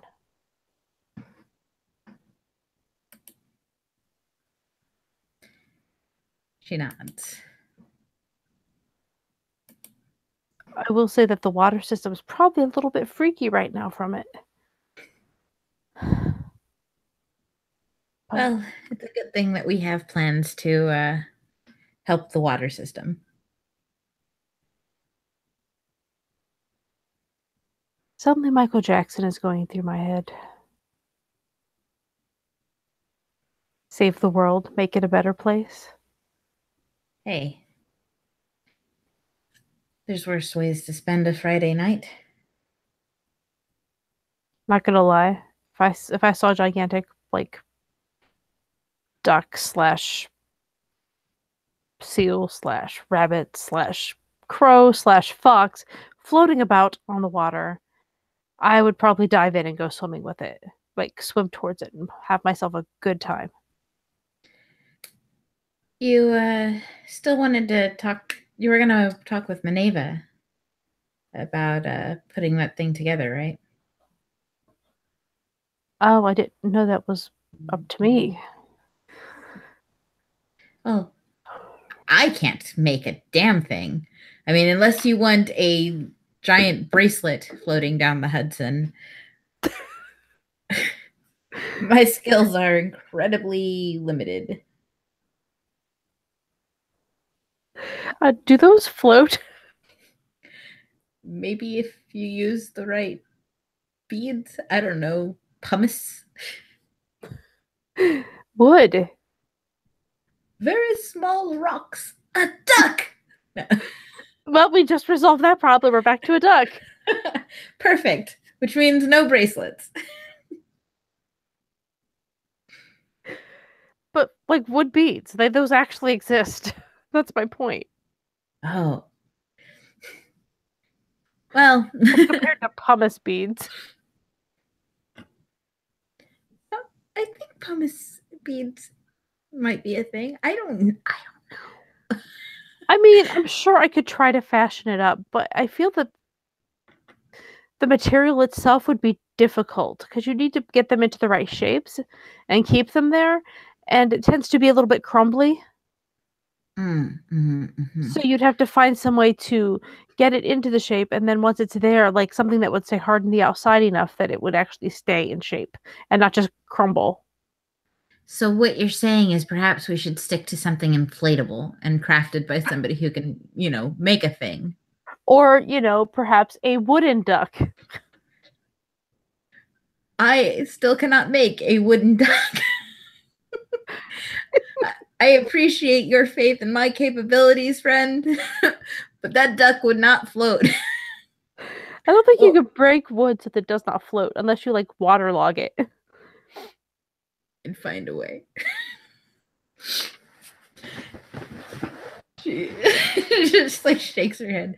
No, it's best left up to the professionals.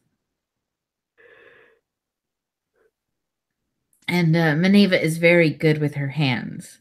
She says, giving Misha that look because she was like guessing Shea earlier. And so she's like, good with her hands.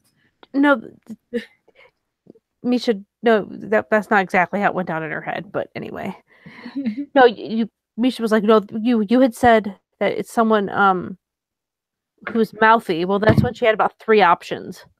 Yeah, she said good with And, your hands and right, then then you. mouthy.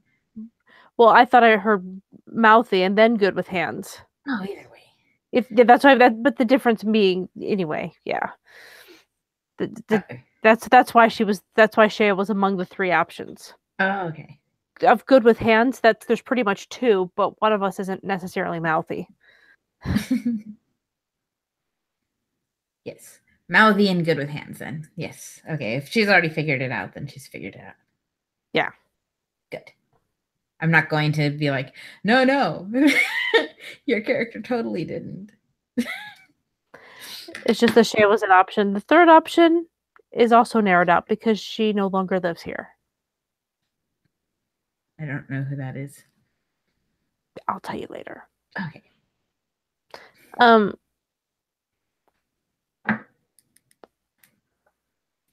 Well, I can send her a PM, see if she responds. Last time she was really out of it and was apparently super busy and never got back to me until later. So. Well, do you think you could make it on your own, or what would you need to make it without her?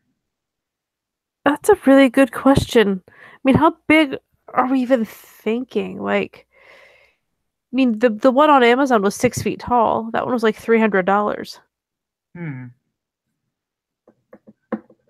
I mean, we could get a whole bunch of floaties and just try to sew them together. It does seem like a lot of money. A 6 foot tall floaty, which is big. It is really big. And it would still, you know, at the right angles, we could still get that picture. But it would lack that je ne sais quoi, that form that sends a specific message of friendship. The fact that you hold up the buka. What if there were 4 of these? That would be 4 6-foot things, which would certainly be a lot bigger. The only problem with that is in terms of doing the things that we were talking about doing with it. We need, well, it takes a bit more to do it 4 times, say, than to do it once. Mm-hmm.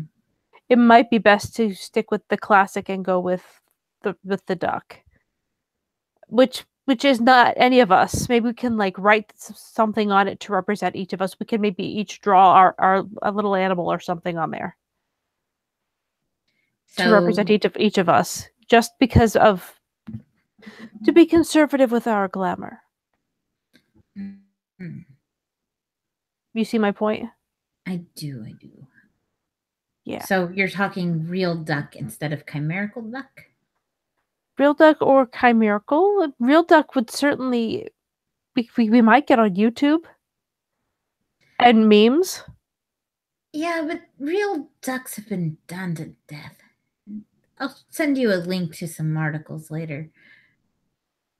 Well, then we could come up with a different animal. It doesn't have to be a duck. It's classic.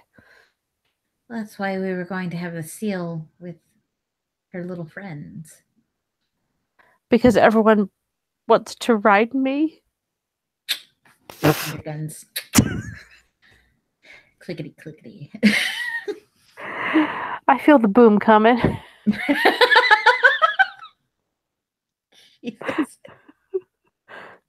There is a boom and it's coming. Oh my god. Oh no. I mean, if we could fashion it, if we could fashion that version of it, then okay. I don't understand why it is I'm the thing to be ridden, but maybe it's because I'm apparently bigger than any of you. As she looks down at her 5'0" self. You're huge. A force to be reckoned with. Actually, I'm like around 200 to 300 pounds in my other form, so neat. There's a lot of blubber there.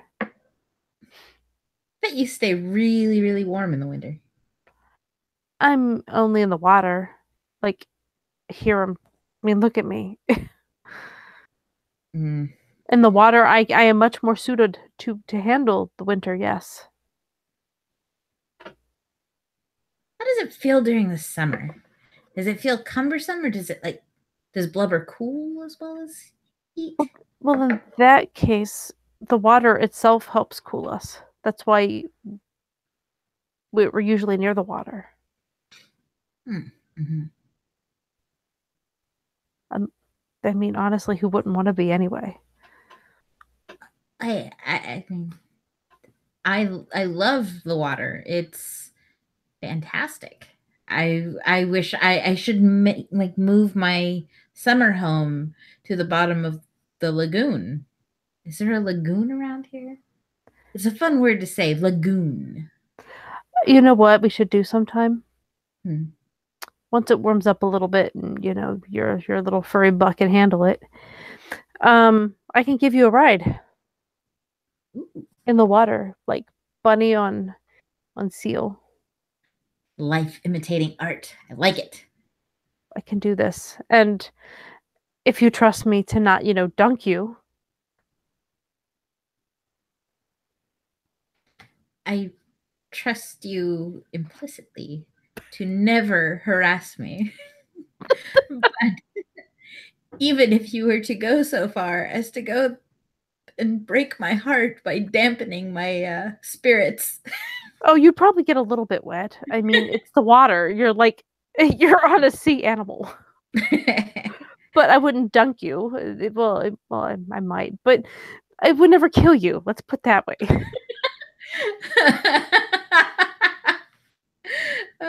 Friendship quote of the year. I might dunk you, but I'd never kill you. Hey, I got hauled out into the water with those huge, cumbersome wings. And he willingly went out there and trusted me that I would not dunk him.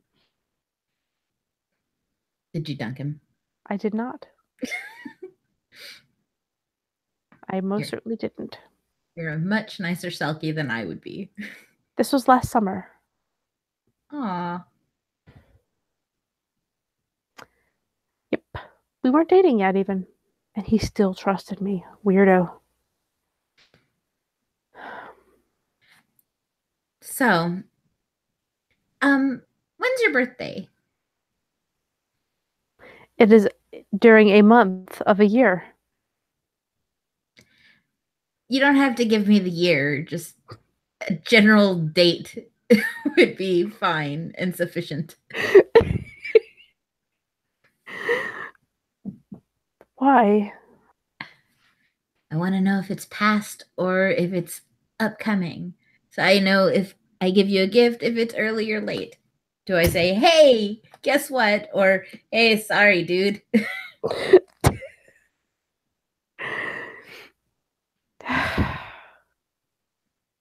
People don't usually bother with my birthday anyway.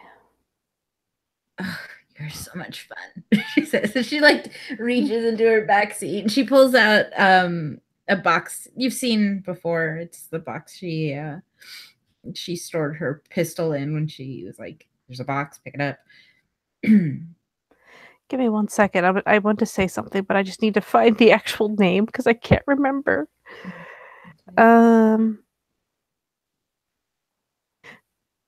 Is this the one? 1 second. Okay. So what she's going to say is the last time anyone got me a birthday gift was my friend Kumiko. What was that?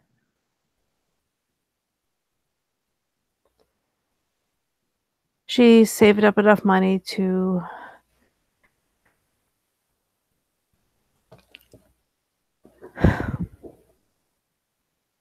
to get me a bunch of supplies so I could make some things. She was my shall we say roommate? Oh. Back when I was homeless. Normal-eyed? Normal-eyed? Yeah. She's still my friend though. That's good. I may or may not, know how to gather certain needed things from her. If you know what I mean. I don't. But hopefully it's for the best. Trusting in your good judgment there.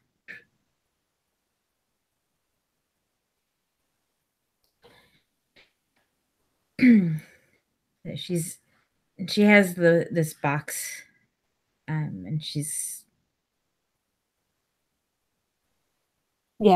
Box. Yes, she was pretty kind of eyeing this box as as she was sort of talking about Kumiko. This isn't supplies for making anything,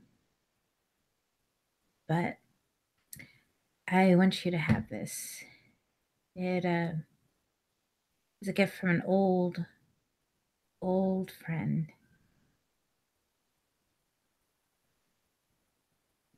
Then why would you give it to me? Because I hope someday we are old friends.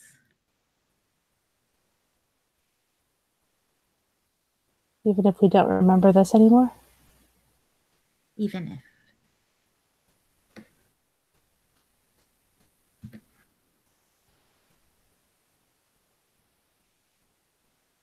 Because it could happen.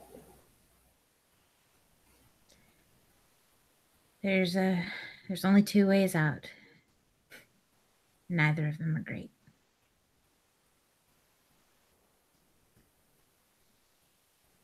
Yeah.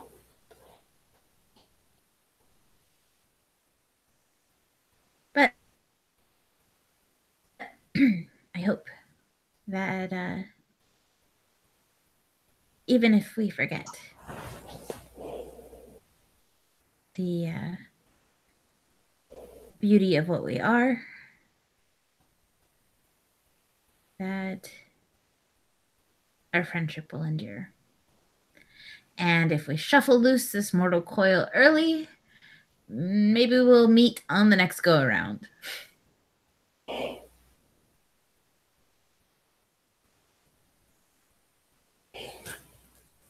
And then won't remember. Maybe. I mean, with no oath bonding type thing going on. How long do those last anyway? Do they last until the soul moves on? Or longer?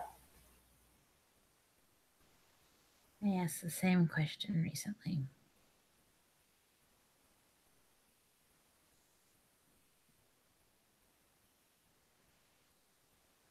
I take it you got a good answer.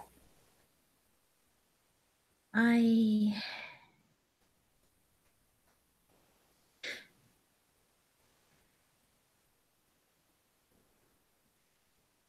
should probably ask somebody else. Let me guess that you probably asked Charles. For somebody who is as fixated on oaths and promises, you'd think he would know, don't you?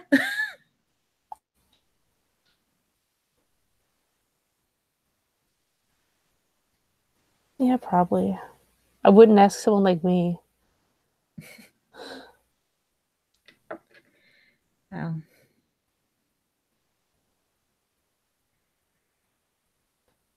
there goes all my options. I ask Charles or I ask you. Who's left to ask? William? Yeah. Yeah. So, William, how long you in for this oath for? Eternity, if not longer. Oh, hooray.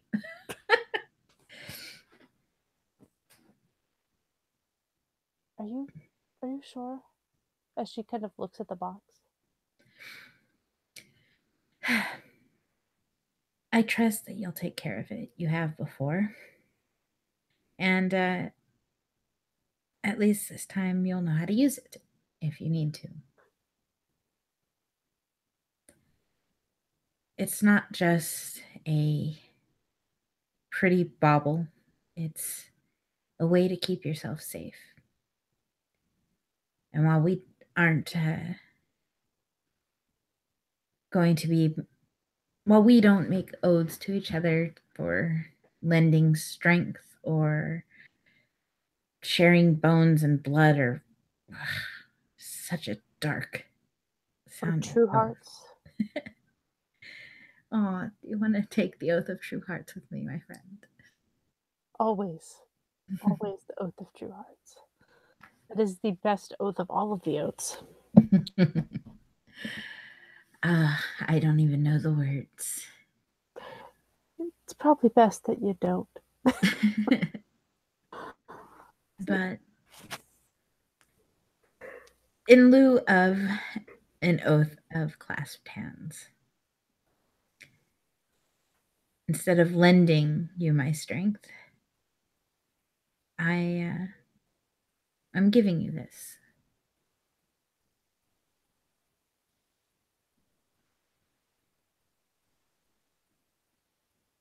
And yes, I'm sure.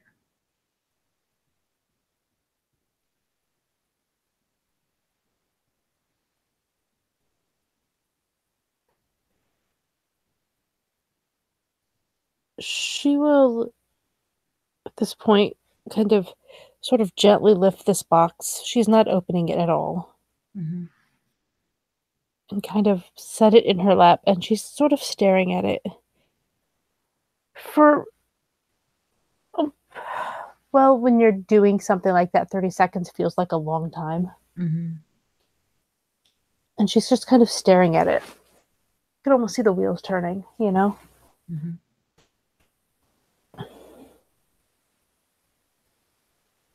And then she kind of turns to look at Maxine. March 15th. Ah, almost a year late. Or 15 days early. 18 days early.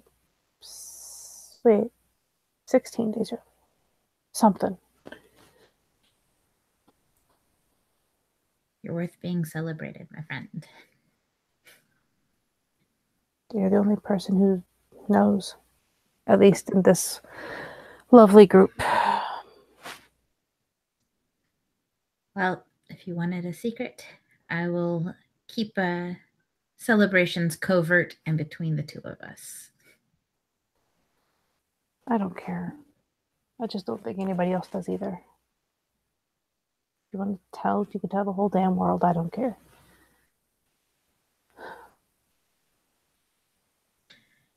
Well, then I'll care for both of us.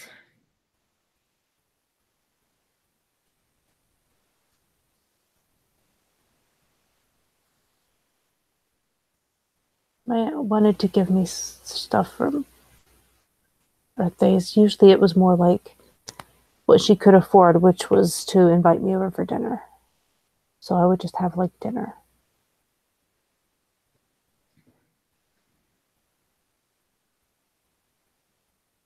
And it was rarely anything fancy, but you know what? When you're kind of scrambling to get your meal each day, it's a help.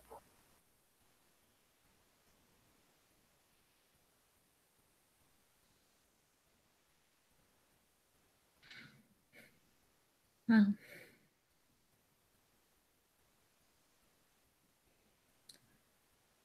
we'll make sure we get a good meal in you at the very least. I don't expect anything. Well, it's a birthday. It doesn't have to be expected. You have friends. These things should be a given.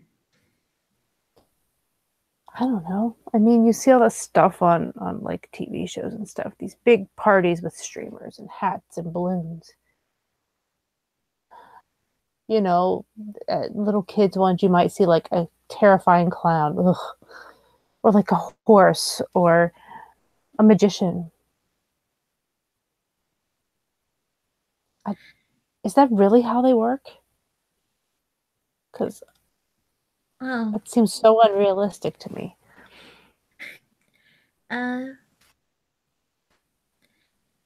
Never been one for horses myself, but growing up, it was more along the lines of I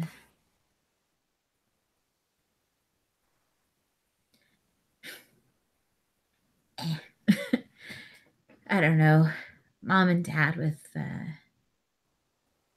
cupcakes.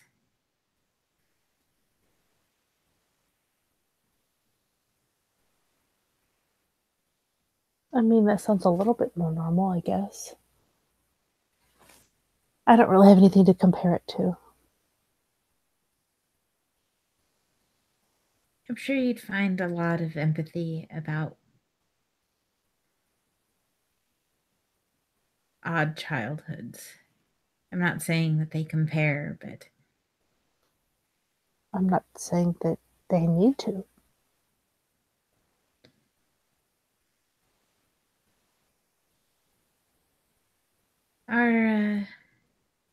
our kind sticks out even when we don't. It's the ears. It's true. It's the source of all my power. The she'll never see me coming. Except for the ears. They stand up. But that's all they'll see, damn it. They're just a duck. You have to duck a lot lower. Luckily, I know how to fire in the prone position.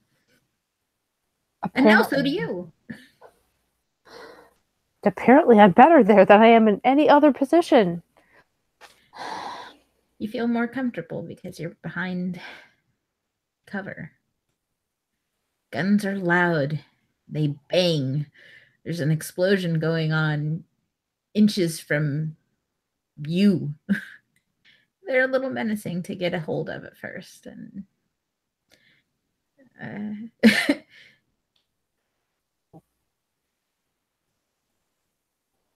I don't want to be on the receiving end of a shot. No, I mean, of course not. Well, I mean, even one that misses. Just, I use them, but at the same time, you know, being a woodland creature, you end up having a very complex relationship with people firing weapons. If you know what I'm saying. Yeah. Yeah, I think I do. Must be careful to avoid wabbit season.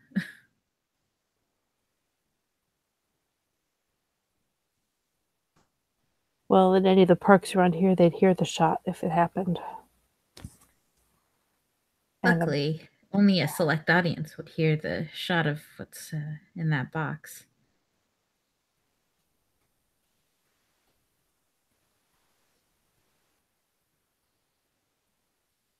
Yeah, I guess that's true.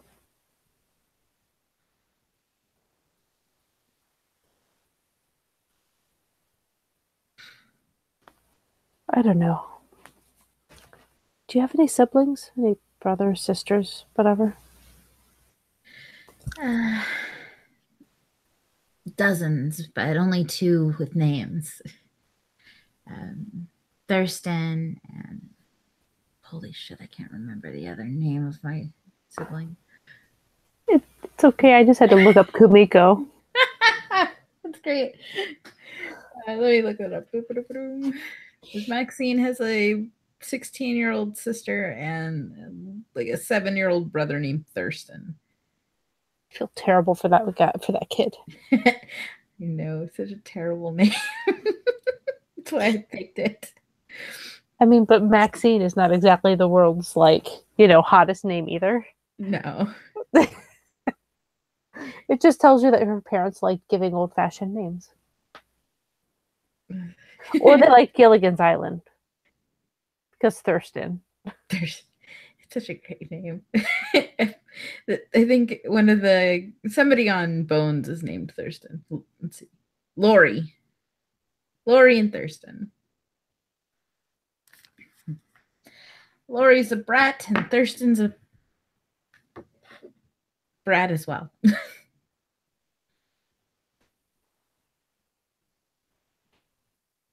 least you're not alone. Yes, you see how often they visit. Are they older or younger? No. They're younger, so they'd have to come with my parents on one of their numerous trips. Then you can't really blame them, can you? Not them, no. I haven't really talked to my parents since Thanksgiving.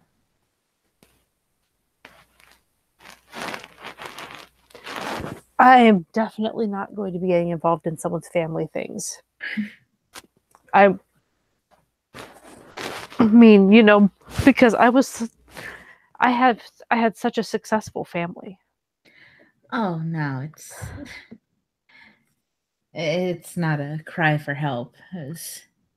Oh, I didn't say that it was. I'm just making more the point that I'm so successful at it that I should be offering all the help.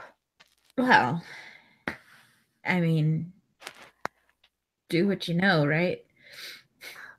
Oh, is that what it is? Then you should totally abandon them. Oh, great. So far, so good. Except, well, your dad has a thing that we can't abandon him. We just got to figure out what to do about it.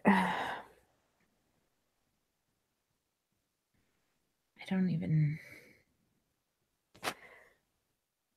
We need that library so we can research how to fix things like that. Do you mind if I mean, unless you want to, but do you mind if I have because Alice, I think, has access to more information now because of certain marriage alliances. Oh, by all means. Do you want me to ask her do you mind if I ask her if she'll look into it so that we can have the information?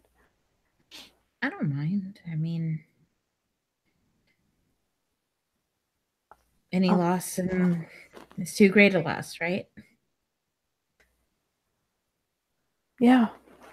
I think we have a responsibility to, like, if you were in that state, wouldn't you want to be brought back? If it was possible? She gives a long, quiet stare for a moment. Of course.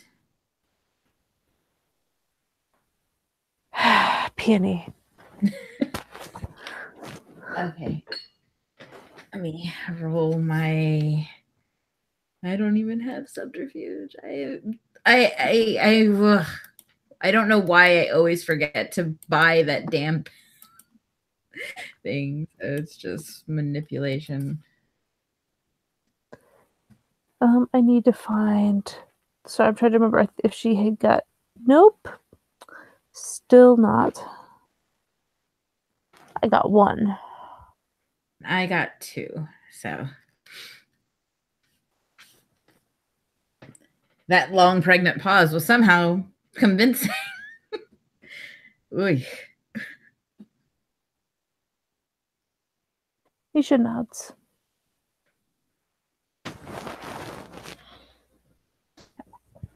I just think I'd want someone to fight for me.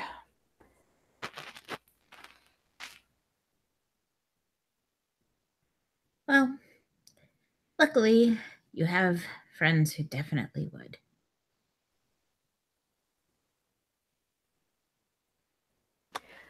On the other hand, maybe I just want to avoid William's moaning. Oh, goodness. He does go on. I'm just kidding. I'm not. She's not going to apologize because she's got salt. No, I mean, he actually does go on. I'm not going to say that he doesn't. It's just... It's just him. Hmm. And he has all of the opinions. All of the opinions.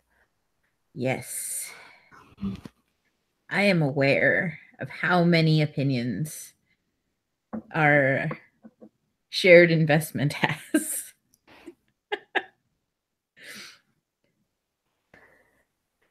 Oh, such friendly, easy to digest opinions.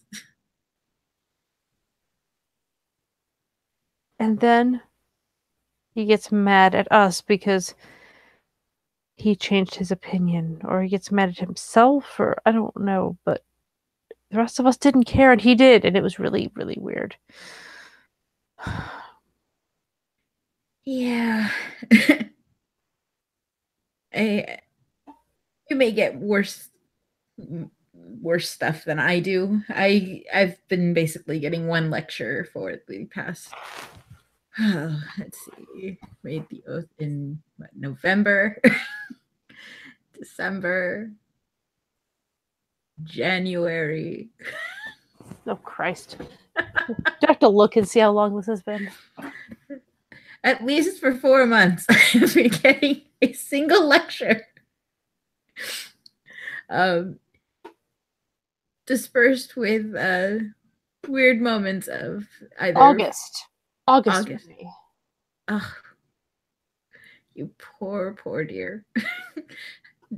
Does he at least change it up for you, or is he actually wait? Long? Actually, no. Actually, she'll kind of like be like, wait. No, actually, it was later, but we were friends since we've definitely been good friends since August. But yeah, no, I forgot. I messed that up a little bit. My bad. It was later, and I can't remember when exactly. Oh, okay. A few months later. Oh, see, I forgot to put the date for for when we added William in. Okay. I just have the date of the Motley with Gwen, Felix, and Hall, which was 8/12. And well, William had. There was drama. Let's just say that there was drama. No. I will explain to you later. So he did not join as planned in that particular scene, and it was months later when he finally did. But anyway, yeah.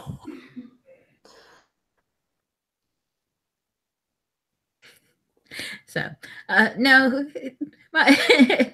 Maxine obviously has not had an oath with William for 4 months, but she has been receiving the same lecture from him. That is fair enough. How could you make an oath with Charles? You made him relevant. You're starting to sound like Charles. Well, I mean, Misha's made the similar comments off and on for a while, but she's not been as pushy. She also varies it up with, like, any other conversation. Yeah. So, yeah.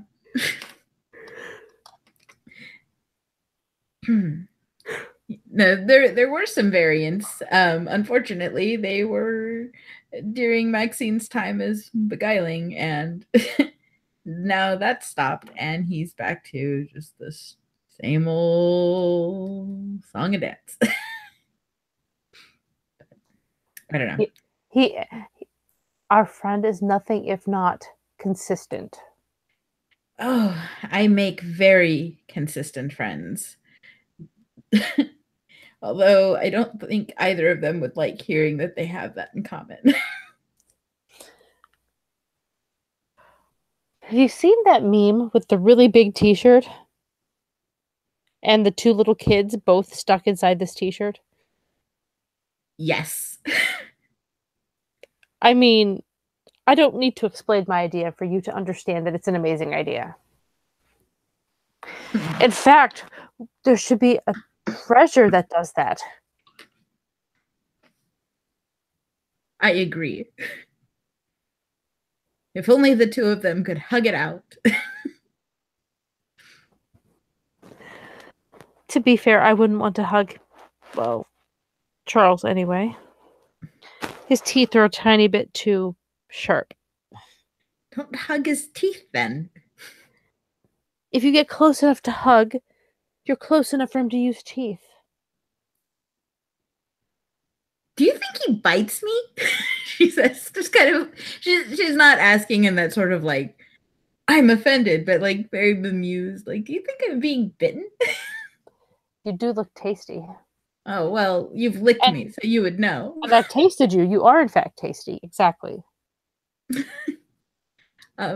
Charles has never licked me or bitten me or anything, so in order to claim me. Oh, well, wait, so that means that I can... So that means that I can claim you? We've already established if you lick something, you've claimed it. You've licked me. Well, then. I apparently can claim two of you, then. Yes. I've been licked by quite a few people, though. Shea put her tongue on me the other day. I was first. So all the other ones don't matter. I will make sure that they all know, because one of the people who licked me was Dessa. She like wipes her arm kind of absent-mindedly because Dessa did it gross. She like licked her like all the way up her arm after looking like she was gonna take a bite out of Maxine. So yeah, that was fun. Yum yum. Tasty. That's me, and I'm gonna even look like a cake at that wedding, so I'll be irresistible. I mean, so am I. The biggest damage here is going to be like people getting pictures and the Facebook. Oh, would it be too cruel to suggest a suicide pact? I mean, we have to get her married off to her pointy ears first, but it's so pink, and there's kitties. I am not wearing kitties. The dress has kitties. She shakes her head. How are you going to get rid of the kitties? Are you going to cut the kitties? I have a knife. I have scissors. And I can pretty much figure out how to fix this dress if I need to.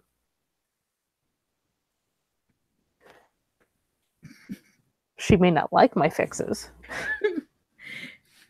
Best maid of honor ever. What do you think about the idea of me fashioning kind of some sort of black netting over the pink to sort of add a bit of a goth feel to it?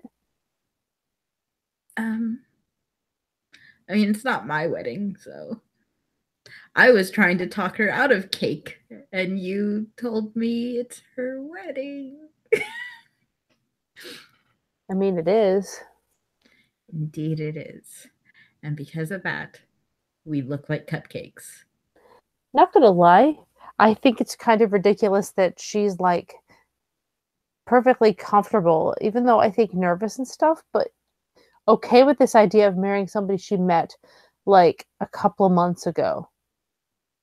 But like Hall and I have been together like twice or three times as long. And we're just like, oh hell no. Maybe she'll bolt down the aisle the day before.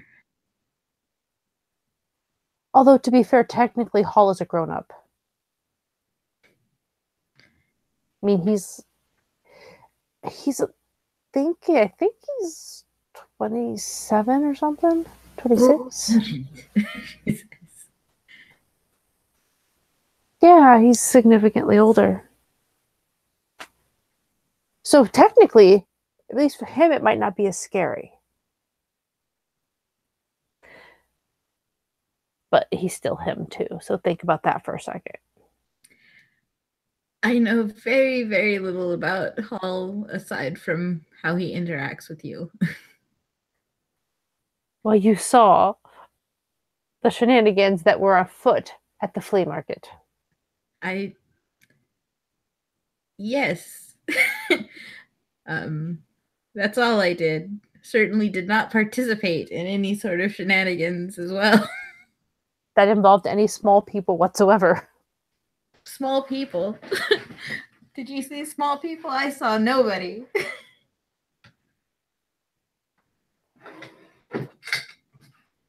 It was an innocent night of bargain hunting and popcorn. Of which I probably ate the bulk of it. Yes. I feel like there's corn currently growing in my stomach. I don't think it can grow after it's popped. Huh.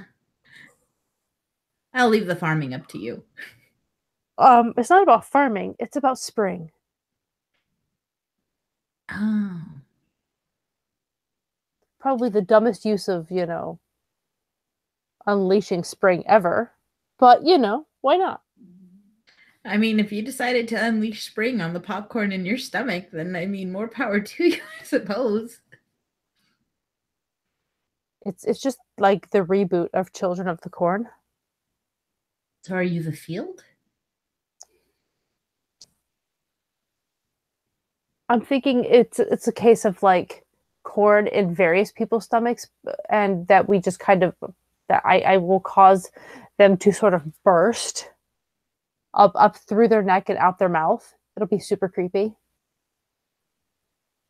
I feel like this metaphor has escaped me somehow, Misha, which is amazing because I'm great with metaphors. I was just saying, basically, when it's a reboot, half the time they don't even use the original ideas. Now they just do a bunch of like really vague nods to the source material. Yes. So they'll probably have creepy blonde children or something.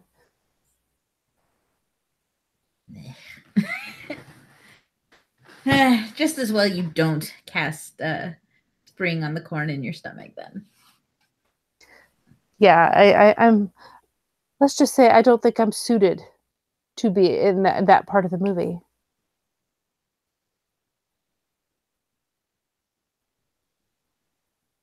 Out of character. I've never seen Children of the Corn, so I'm just like, I don't know what part. I haven't either, but I think I vaguely remember that there were two blonde children standing in a bunch of corn. I think I saw that in an ad somewhere. Okay. Yeah, I think I've seen pictures of like pasty kids in front of a field. Yeah. Yeah, I'm just basically like, all of Maxine's knowledge is based off of my knowledge that there is a poster. So, yeah. I think I've seen like a few minutes of that movie here or there. I don't remember in much detail whatsoever. So we're pretty equal. Fantastic. I was going to say, I think there's somebody named Malachi, but I could be thinking of the Bible. I don't know. I mean, Malachi is in the Bible. I can verify that for you. But I cannot verify the Children of the Corn reference unless you want to start Googling. Nah, I feel like we've already committed far too hard to this bit. A bit that has nowhere to go. but them having knowledge of Children of the Corn. But what started as a conversation of what kind of person Hall is has been completely derailed. The best. It's okay. It's all about Children of the Corn now. It is. It was always about Children of the Corn. And Hall would be perfectly satisfied with this.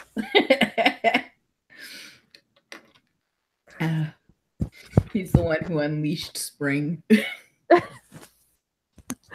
And that's why it's so out of control. Yes, and why he like it would have been done as a sort of tiebreaker. Because we were even at the end of that. Yes, and just bunk if you could bunk for unleashings, which you can't. But if you could, it would be, and let my monsters grow. Lord. And the corn sprouting begins.